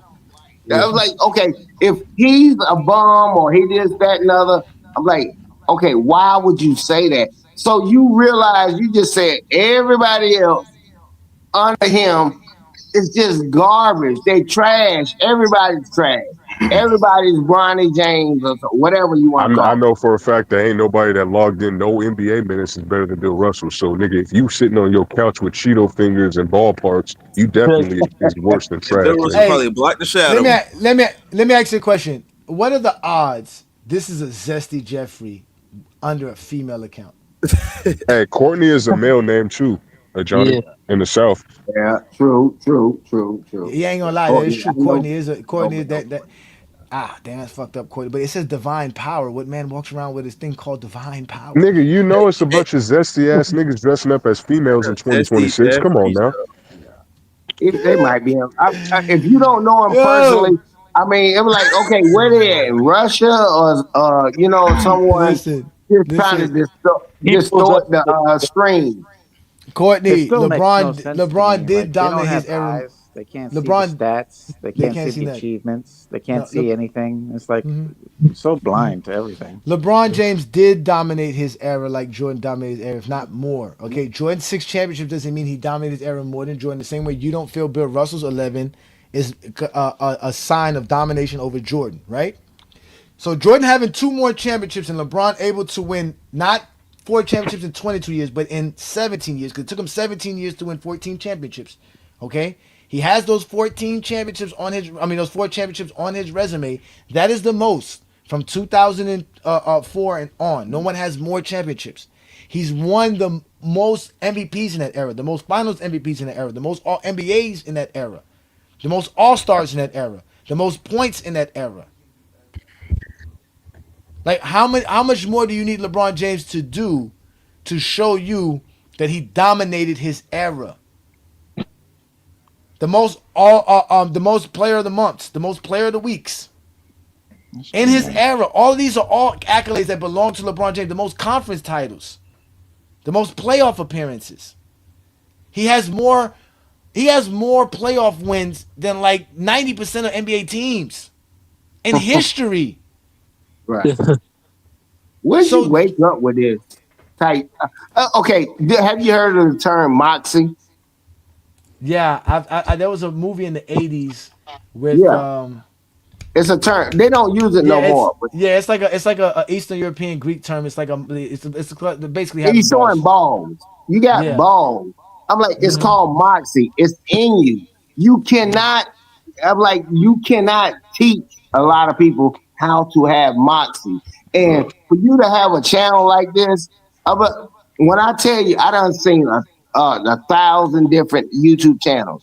For you to have the moxie and Google it or whatever you want to do and look at the definition. I know I'm a little bit older. For you to say that and be able to survive on the internet and stuff like that, it's a million hater channels for what is actually true about LeBron than it is what you're doing. I'm like, man, this dude over here doing yeoman's work, or I'm gonna say noble work, so most people understand what I'm saying.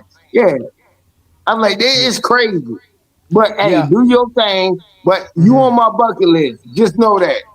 I appreciate that, man. Listen, man, become a GJK member. It doesn't cost much to support what we do here in Goat James Kingdom. Let me address Courtney again, the Zesty in the comments. Again, Michael Jordan had a better team and dominated because the Bulls dominated, not because of Michael Jordan.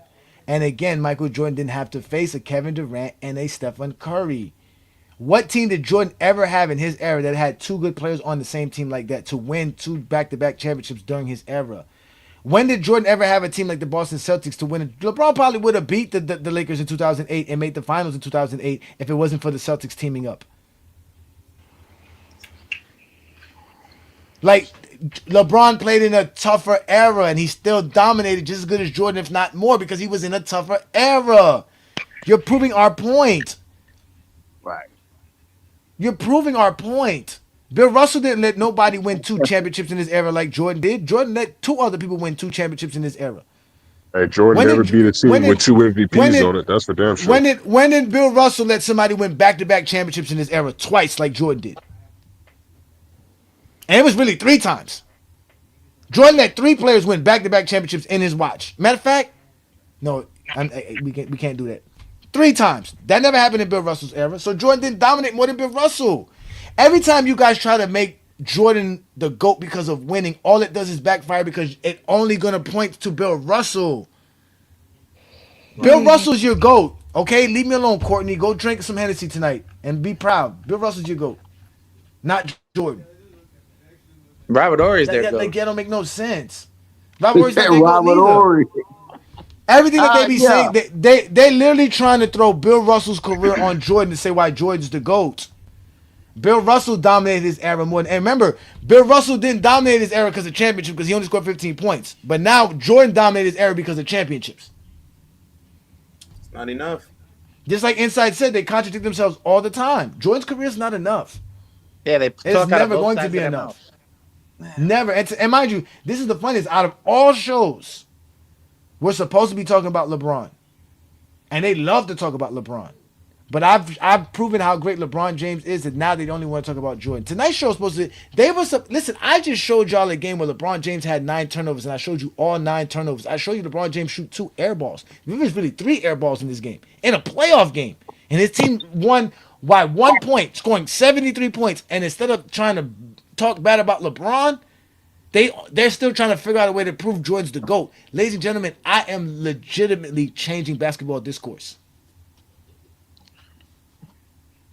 By myself. I mean, I got y'all to help me, but literally, full head on. But these guys are up at night trying to plot a way to make Jordan the GOAT. They are no longer interested in talking basketball. They have to find a way to prove Jordan's the GOAT in GOAT James Kingdom. They can't do it. Yeah, and all they say is the same things over and over again. 6-0. Same things. 6-0. I told you, copy paste niggas, man. It's over with. Right. LeBron James about to have 12,000 assists. He's about to have 12,000 rebounds. Hey, he's about to pass Steve, or what was it? I think he's about to pass Jason Kidd right now on assists. Yeah. You need No, listen. Check this out. Y'all wasn't here to see this because this was in the beginning of the show. So since y'all here now, I'm gonna play it for y'all now. Listen to what Gilbert Arenas says about LeBron James, and listen to what Hubie Brown says about LeBron James. This first round matchup from Cleveland features two of the top 4 scorers in the NBA: 24-year-old Gilbert Arenas, and 21-year-old LeBron James. Arenas is in awe at the gifts that James has in terms of physical ability. He's one of those players when you just look at his size, his body, his speed, and you just wonder how does one player get all of that? And, you sit there and you just wish, like, man, if I had his strength, how good would I have been? But, he's a kid that's so gifted that understands the game of basketball, and is going to carry him to, be mentioned with Michael Jordan. That last part that Arenas talked about, his understanding of the game, in addition to the physical ability, is what makes him so special. Absolutely. The vision. The vision, Mike, he sees all 10 players, and then he can make the play. At times, stripped. Welcome back to Cleveland. Opening quarter of game 1. At 21, the poise and maturity are amazing. One way he shows his age, yes, like many of us, still bites his nails. But that's crazy how he be biting his nails like that. Leader. Look at this, y'all. They're gonna say really young. He's strong. Look at these records. This is the craziest shit. Look at this. Look. Youngest ever recorded triple-double, points in a single season. Look. This year, the All-Star Game MVP. This is 21-year-old LeBron. The numbers that he's accomplished, and he just turned 21 this past December. Well, I think when you say 6,000 points, he scored 6,000, over 6,000. Gilbert lost because he complimented LeBron. 1,500 assists. Yeah, he did not just not know what he's talking about. Has been able to obtain. Yeah, that was funny. That's funny, Adrian. That's funny because I know Gilbert Arenas is watching too as well. Gilbert Arenas was looking at himself like, man, look at me. I was so young then. Oh my God, man. Hopefully I don't flashbacks, Gilbert Arenas, because I know you went through a lot. Because I know, like you said, it was tough to end your career. You were so great at what you did, especially back then. You was at the height of your career. But again, he talked about how LeBron. You heard him even then. He was glazing LeBron and being a LeBron sexual, talking about LeBron's going to be mentioned next to Mike. And Plato would tell us that's not what he said. He didn't mention him with Mike. He didn't say that at all. You think he was saying that he was better than Mike? No, he just compared him to Mike. He's basically telling you that by the end of LeBron James' career, bro, this guy's going to be in the conversations with Michael Jordan. That's Gilbert Arenas' GOAT. That's 20 years and old. He saw that at 21, exactly, at 21 years old. Exactly. Yeah. And what LeBron James was doing at that time in 2006, the only person who ever did that was Oscar Robinson, which back then we thought was an anomaly. People were like, yo, nobody would ever be Oscar Robinson. Ever. No one would ever compare anybody to Oscar Robinson. The closest person that was compared to Oscar Robinson was Jason Kidd, and that was only because of triple doubles, not because of nothing else. Because Jason Kidd couldn't score like Oscar. Yeah. And then he could rebound and pass. He could rebound and pass. He could rebound and pass. He could have scored. That's why. But that was the only reason he was compared to Oscar, because of his rebounding, passing. But LeBron was compared to him because of the points. Because Oscar was scoring, LeBron was scoring, passing, rebounding, doing everything. Jason Kidd wasn't doing that. Yeah. Remember when they called him Asen? Yeah, Asen Kidd. They had funny names: Asen Kidd, Irk Nowitzki, Dominique Wilkins.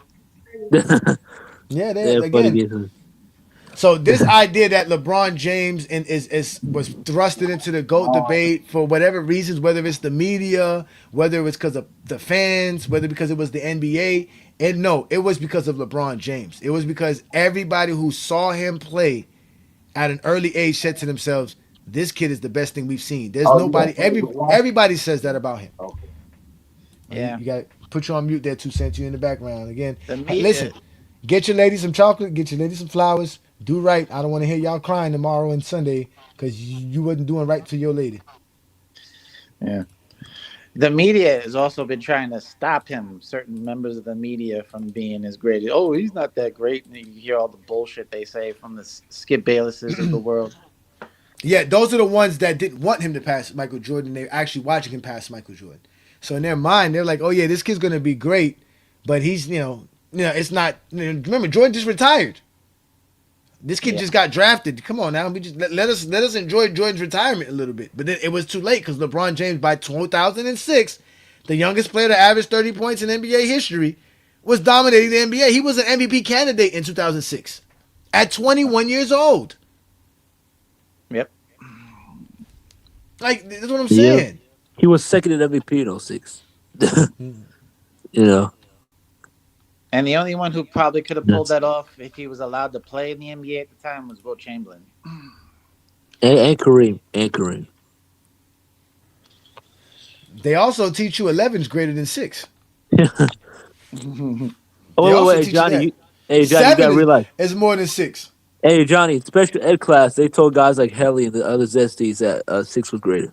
Yep, exactly. They taught them 6 in special ed class. Exactly, in special ed class. Because when they went writing down the numbers correctly, when they said which one was the greater number, they still put it wrong and they still got an A. Nobody told them anything. Exactly. 6 is better than 4. 11. That's what they say. Yep. It's not because of Stephen Curry, man. Y'all, why y'all keep praising Stephen Curry? What? Stephen Curry doesn't have the most championships as the best player. Oh my like y'all love to think. man. It's because of Kevin Durant and Stephen Curry. It's not just Stephen Curry. Again, and Klay Thompson. All these guys that you guys be talking about, Michael Jordan has a teammate that has the same amount of championships as him. Stephen Curry has 3 other teammates that have the same amount of championships as him. Obviously, those guys are not winning championships without those teammates. LeBron James don't have no teammate that he won a championship with that has the same amount of championships as him. None. So, Dwayne Wade got 3 because he got 2 with LeBron. Chris Bosh got 2 because he got 2 with LeBron. Yep. AD got 1 because he got 1 with LeBron. Kyrie got 1 because he got 1 with LeBron. So Kevin Love got 1 because of LeBron. Because of LeBron. Yeah. So and none of them other dudes. Danny Green got 2 championships. He ain't got 1. He only got 1 with LeBron. Chris Bosh got 2 Danny because he Green played got with 2. who? Danny Green got 3. He got 3. Yeah, he got 3 because he does got 3. He got 3. The Spurs, he won 2 with the Spurs. And the Raptors. No, when he went with the Spurs? One with the Spurs. Oh yeah, he won with the 2014. Raptors. Yeah, he won with the Raptors. And 2019. Yeah, he won. Damn, so he won a championship with the Raptors and then went to the Lakers and then won a championship. That's crazy. He's a back-to-back champion. Back to back. Yeah, back-to-back. You know the Cavaliers. You know Cavaliers drafted him, right? Yeah, no 9. Yeah. Mm-hmm. No, I think he won undrafted. He might have won undrafted. Boy, no, I think he was drafted. No, he was drafted. No, he won undrafted. He was drafted there in 09. He was drafted. No. He was a late second round pick or second round pick though. He was drafted. He came out of Carolina. I represent. Yeah, I'm about to say yeah. He came out of USC. Nah. He ain't undrafted. Yeah. Don't play him like that. Hey, three-time NBA champion. You know what I'm saying? Yeah, 3-time champ. Yeah, he did have a 46. He had a crazy series versus the Heat. That was a crazy. He wasn't missing nothing. That whole series he was just draining. It didn't matter who was his guard. It didn't matter who was on top of him. He was making it. I was like, yo. And that's why he's greater than Chris Paul all the time because he has 3 rings. Oh yeah, thank you, son.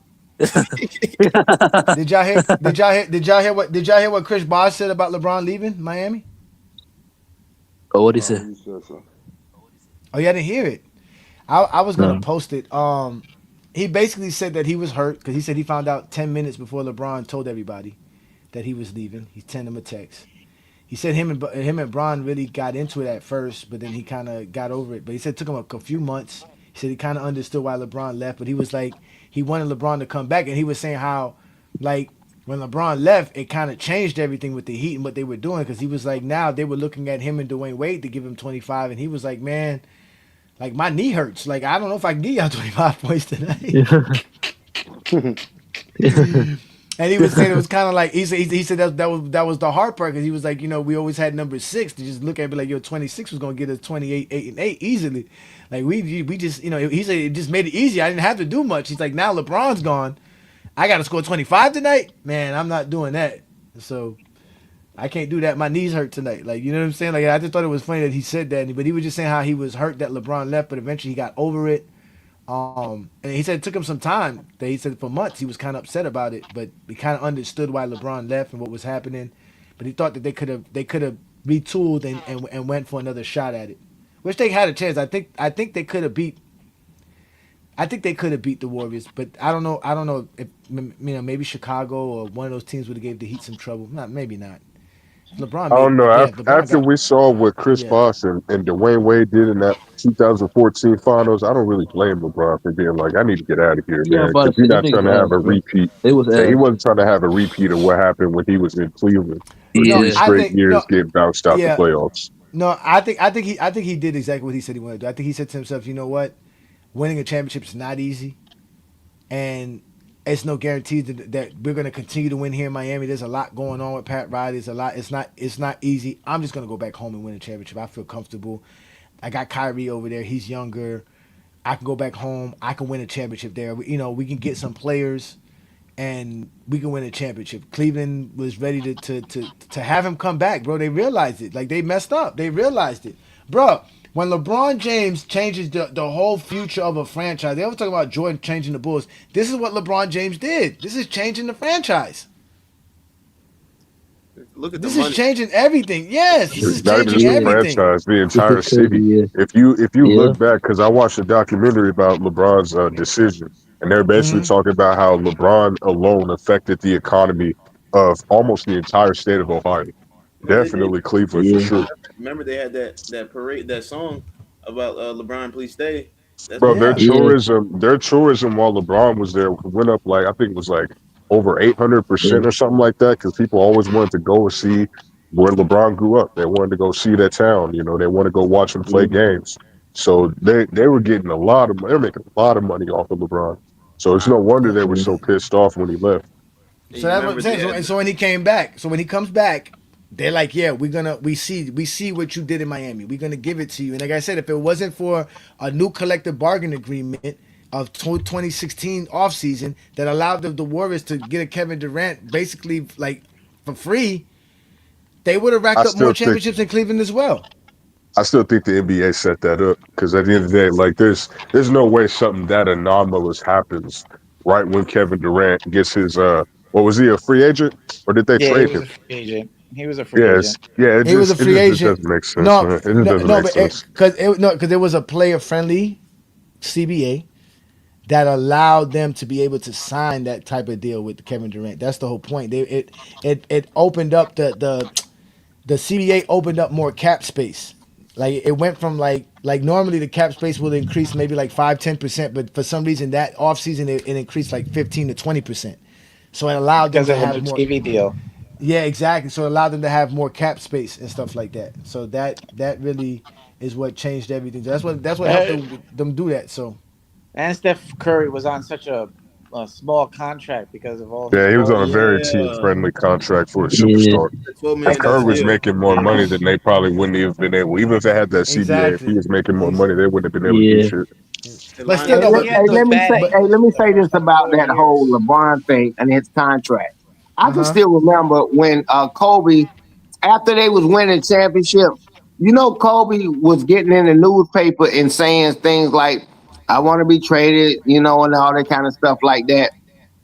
We hold Kobe and Michael to a different standard and Magic because they were on the same team all their career. However, I'm looking at it different. I'm like, man, imagine going back after this dude that was doing the owner saying all these things to you, treat you like you dang on borderline slave. Come back, win a championship for your hometown.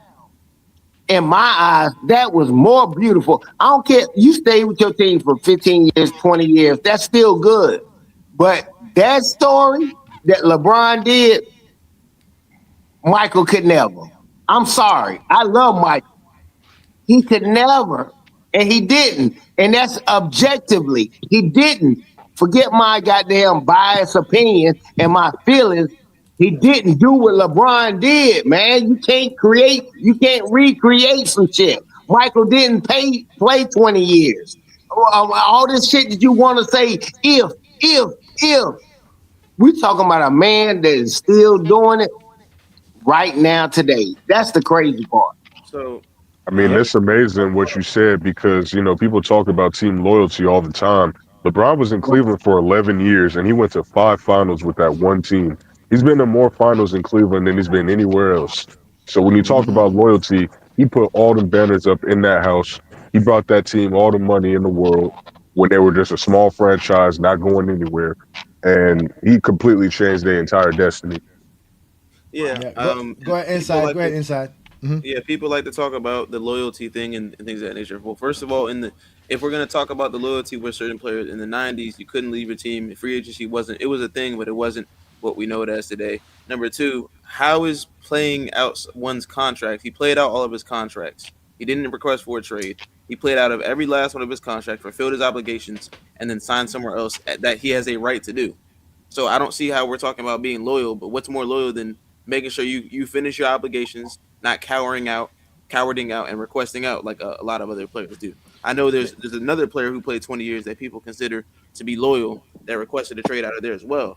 What is wrong with playing out a contract and using your own player right to go sign somewhere else in a better situation? And listen, I can guarantee y'all, if Michael Jordan had a free agent ability after 5 years in Chicago, he would have not been on the Bulls. Oh, he would have been gone. Yeah, he would have left. He would have left. Yeah. He would have left the Bulls for sure.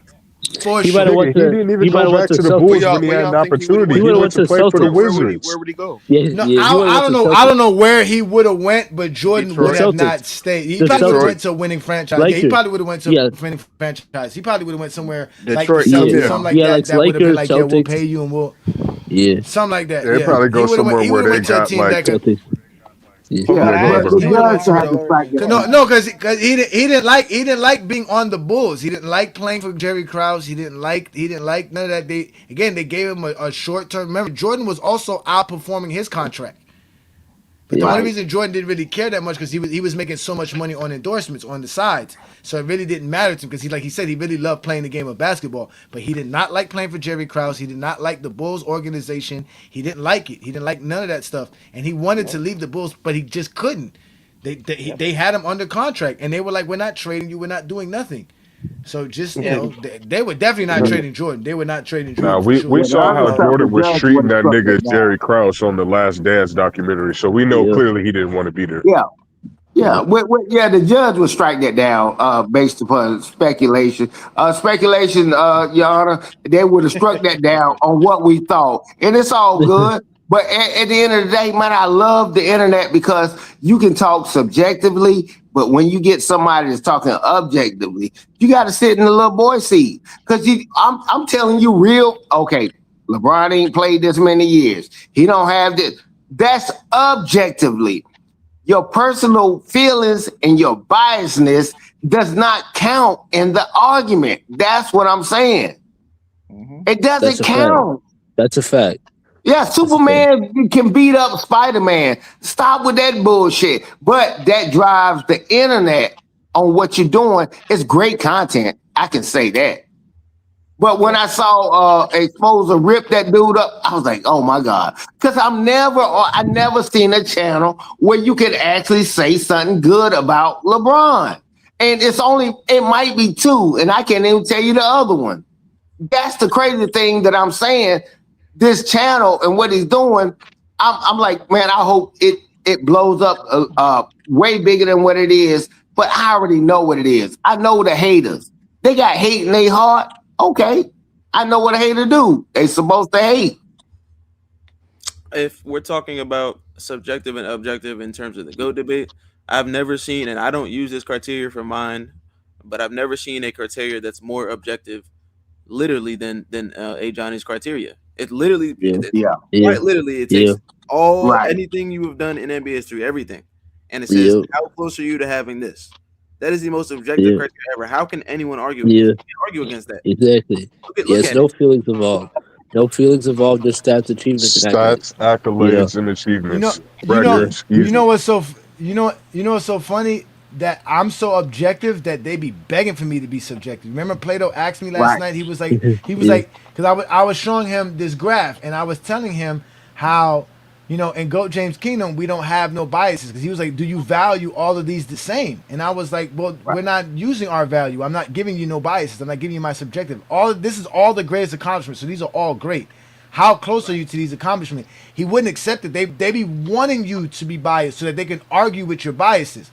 Just like Brandon, he's going to ask you, who do you think could win? That is very subjective. There is no objective measure to measure how a team could win in one era compared to another team in another era. But they want to argue your subjective take because you can't prove it. So it becomes who can sound the smartest. When you're talking to a bunch of Zesty Jeffries, they think they're smart when they're talking to each other, but then they come here and they realize how dumb they sound. And he's back again. Brandon is back again. I don't know why. What they He's back again for I don't some know more. what he. I don't know what he wants to talk about. He's a glutton for pain. Go ahead, let him. Let him. I don't know what he wants to. I don't know what he wants to talk about. So, first of all, the reason Jordan retired after 14 years is he accomplished everything there was to accomplish. LeBron's chasing him at year 22. Number one. Number two, Jordan would have never left Chicago. It didn't matter if there was free agency, because you're talking about Jerry Krause. He had a very good relationship with Phil. Part of the reason he retired in '98 is Phil was done because his daughter's drug addiction, and Jordan had a good relationship with Reinsdorf. When Jordan retired after the '93 season, one of the reasons he played baseball is the owner of the Bulls, Reinsdorf, also owned the White Sox. So, you guys don't know any facts. It's just like listening to ignorant kids shit themselves listening to this panel. You really don't know any facts. Sir, I have facts. I have facts. Hold on. I got this insight. You can trust me. You're going to go into a world of craziness if you argue with him. Jordan demanded a trade in 1989. Jordan did not get along with Jerry Krause. No, that was because of the I didn't ask you anything. You have to shut up and listen. I let you speak. You said I have no facts. A serious trade. It was a trade request by Jordan. That was because Jerry Reinsdorf shot it down. That's it. I'm not trading you. That's it. It was nothing. Jordan was ready to go. So if Jordan would have had a 5-year deal and would have been able to be a free agent, like LeBron James was a free agent after 2007, Jordan would have left the Bulls. And he wouldn't have stayed with the Bulls. He could have got more money to go elsewhere as well. He was going to leave the Bulls in '96 after winning his 4th championship. But what happened was the new collective bargaining agreement made it hard to leave the teams because only the Bulls could offer him $30 million. No, the Knicks couldn't offer him that. He was on his way to he was on his way to New York until Jerry Reinsdorf added $30 million to the table and gave Jordan a 1-year, $30 million deal. That was a leverage play. You dumb fuck. You don't. It doesn't matter. Leaving the Cavaliers was a leverage play. No. What are you talking about? Again, I'm not done. I'm not done talking, Brandon. When I'm done, you can speak. So again, Michael Jordan had multiple opportunities to leave the Bulls, but couldn't because he was under contract. And even when he was eligible to leave the Bulls, he made a decision to do it, but just couldn't turn down $30 million, especially when Jordan never even made $30 million in the NBA in his career. He made his money off the court. It didn't matter. I understand that, but you're not going to turn down $30 million. That's the point. Right. You're not going to, nobody's turning down $30 million in the middle of the 90s, sir. That's a lot of money. Right. A lot. That's more than what players are making today. Not the best players. That's actually role player. No, it's not, sir. $30 million today is like $60 million. The only players making $60 million is SGA. No. And he got back-to-back years getting $30 million. Right. And again, everybody knew Jordan was not going to New York. That was a leverage play. Sir, he was leaving. I'm not done talking. He was on his way out the door. That's why they had to give him $30 million. He was on his way out. No. He was gone. No, They had to give him $30 million to stay. No, the New York conversation was a leverage play, and again, Jordan had a very good relationship with Philly. Leverage for what? Great relation. Okay, I heard what leverage? No, leverage for what? What is Jordan leveraging? If the Chicago Bulls want to pay him $30 million, why do they have to? Why does Jordan have to ask them for $30 million? Why? Because it was unprecedented for a player to get $30 million. Why? In the NBA. Why? Why? Because that's why? Salary cap. Hold on. If Jordan's not leaving, why would I pay him 30? If he's not leaving, why am I paying him 30? Because his value to the Chicago Bulls was far greater. If he's not leaving, why am I paying him 30? If he's gonna play for 20, why am I paying him 30? Value to the team was far greater. No, it's not, because the Knicks are gonna give him 25. No, that's why the Knicks are gonna pay him 25 million, and that's why. Right. Yes, it did matter. They had to match it. That's why they gave him 30. Jordan was never going to. I want this dude so bad. No, I don't want y'all to go. It's gonna go into a rant because he's never gonna stick to what you're saying. I know how to deal with him. You see how I keep him in the pocket. I'm keeping him in the pocket. Yeah, you gotta let Ajani handle Michael it. Jordan was old school. Jordan was never going to go to a team. Jordan was never going to a team. Nah, bro, just let Ajani get it. He got it. Sir, you are not Michael Jordan. Stop telling me what Michael Jordan would have did not did when we know that's what he did, man. Go get the fuck out of here, man. See what I'm saying? Hey, Johnny, he was actually Jordan's agent. That's how he knows all this. Hey, hold on. He was Jordan's agent. AJ, let me say this. He doesn't see this when you talking to people like that. He doesn't even understand. You can Google it yourself. It's not just me. If you made $30 million in the 90s, the equivalent today is $74 million in a contract. I don't know no NBA player that's making $74 million. And so they're trying to make light of it because their mind doesn't know it and can't even register it. Just put that number in there. Michael Jordan, $30 million in the 90s. 2 cents. And look at it in inflation. Dude, that's a $75 million contract all day. 2 cents. Let me ask you this: somebody, an NBA team offers you $74 million. You saying no? Hell, fuck no. Nigga, I'll play for the Hornets or the Wizards right now for $75 million. That's the whole point. That shows you how much Jordan was out the door, that they went to that extreme to keep him. That's the point. That's what he fails to realize. So this idea that he was like Jordan's gonna stay with the Bulls, again, he retired, he quit on them. Come on. The only reason the only reason they let him go play with the Washington with the baseball team because they were still paying him. They was like, well, if I'm still gonna pay him, at least go play baseball. Yeah. I ain't even gonna go on. I could go on hater mode and be like Skip and tell you the reason why he really left, because he couldn't control his gambling and they was gonna suspend him anyway. See, all those stuff. And on your show, of course, I'm going to say allegedly, but I know these things are out there that Michael Jordan did because he was he's still doing that stuff, gambling stuff to this day.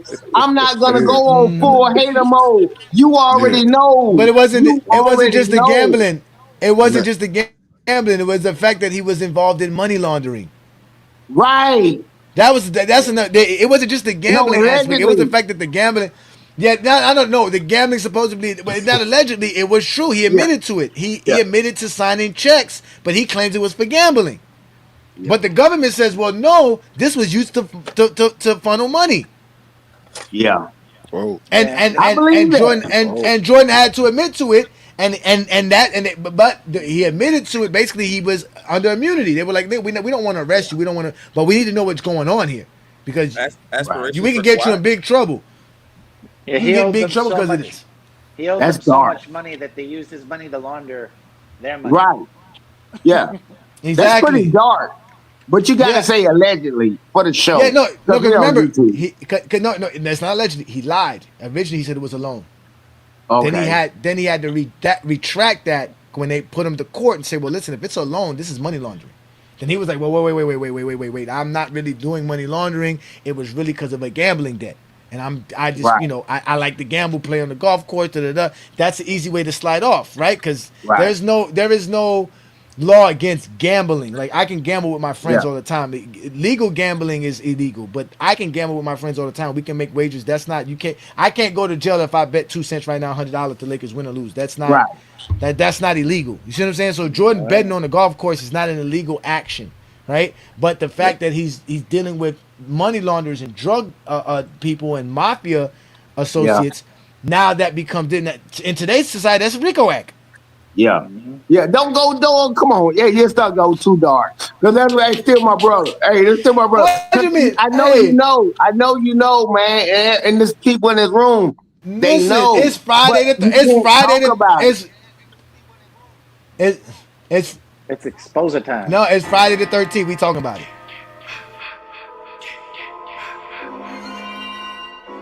I am the Zesty Jeffrey Nightmare. On Friday the 13th, we don't hold back. When Jason come looking for you, he don't stop. You can run as fast as you want to run. He will be slow trotting right behind you. And once he gets you, it's a wrap. Get the tail chop, man. It's a wrap. You're going to be screaming in your bra and panties, just like Zesty Jeffries. Oh, man. I forgot it is Friday the 13th. They're going to be doing that, and it's still not enough. It's still not enough. Again, Jordan's career is not enough, man. Listen, man. Let's end tonight's show because it's officially Valentine's Day on the East Coast. I know some of y'all fellas live on the West Coast, but it's officially Valentine's Day, so it's time for me to go be with the wife and spend time with the wife for the next 24 hours. You are not going to hear nothing from me in GOAT James Kingdom. So with that being said, ladies and gentlemen, I want to thank you gentlemen for showing up here. Even the Zesties like Ace Boogie and Brandon Katz, you guys are really brave for showing up on a Friday night. Most Zesties won't even dare do that. But again, you're brave to come here to defend your Zesty Jeffrey logic, to get exposed like you do every other Friday night. But this is what we do here on GOAT James Kingdom platform. We're also streaming on FYF Sports Debate. So shout out to everybody who's watching us on FYF Sports Debate. Don't forget to catch Lamont tomorrow. He will be on the TikTok Takeover Live. He will be with the rest of these gentlemen. You'll hear Olo, Womboy, New World, Inside the Arc, King Shy. All those guys will be there on TikTok to have fun with us talking basketball. If you are part of the TikTok community, join us on Saturday at 7 p.m. Eastern, where we talk the GOAT debate and plenty of things in basketball. But also, don't forget Sunday show. You know, Brandon and I are the Clutch Sports Hitmen. Now, I won't be on Sunday show this week, but Brandon will definitely have a great show for you guys with King John. So again, Sunday, noon Eastern time, GOAT James Kingdom show with B. Lee and Ajani. We are the Clutch Sports Hitmen. But again, this is the Friday night exposure with the Exposer. I go live every Friday night, ladies and gentlemen. I don't hesitate. I bring the fire. I come for the smoke. I came here to show y'all why LeBron James is the greatest player to ever play. And tonight, we showed you why he was ordained to be the GOAT of basketball. It is Friday the 13th, though. It just ended now. It's officially the 14th. But with that being said, y'all, I'm going to leave y'all with what we know is wait. What you got for me? Oh, yeah. Hey, give me that guy name that you cooked earlier. We trying to figure it out. What I can rewind it. He might have been white. I don't know. Brandon Katz. His name. Okay, so I know. Y'all know him. I don't know him.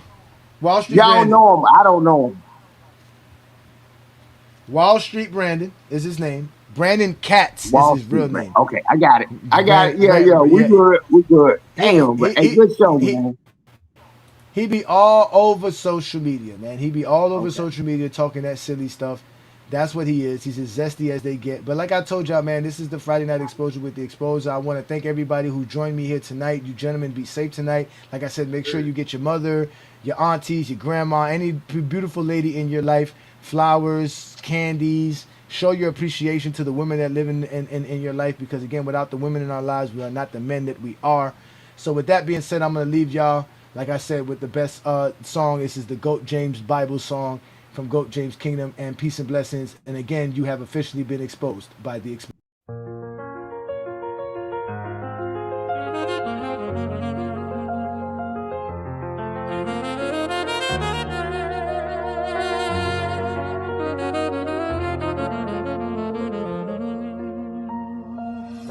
In the shadow of the throne, GOAT James reigns supreme. Crafted arguments so sharp, they cut just like a dream. Jordan fans in denial, clutching at their straws. Kobe stands frozen, keep pausing because of love. Gold Chains Kingdom shines bright like a star. Zesty Jeff is shaking. They know who we are. Gold Chains Kingdom, we reign with the facts, warding off the evil with scripts on the tracks. LeBron's legacy rising, can't dim the light in this war of the goats. We set it all right. Flip the pages of the Bible. Knowledge like a sword. Debunking all the myths that made the legends born. Each stat and every point. A dagger to their pride. In this kingdom of truth, there's nowhere to hide. The GOAT debate ignites. The truth can't be tamed. In the arena of thought, there's no one safe or slain. Gold Chains Kingdom, we reign with the facts, warding off the evil with scripts on the tracks. LeBron's legacy rising.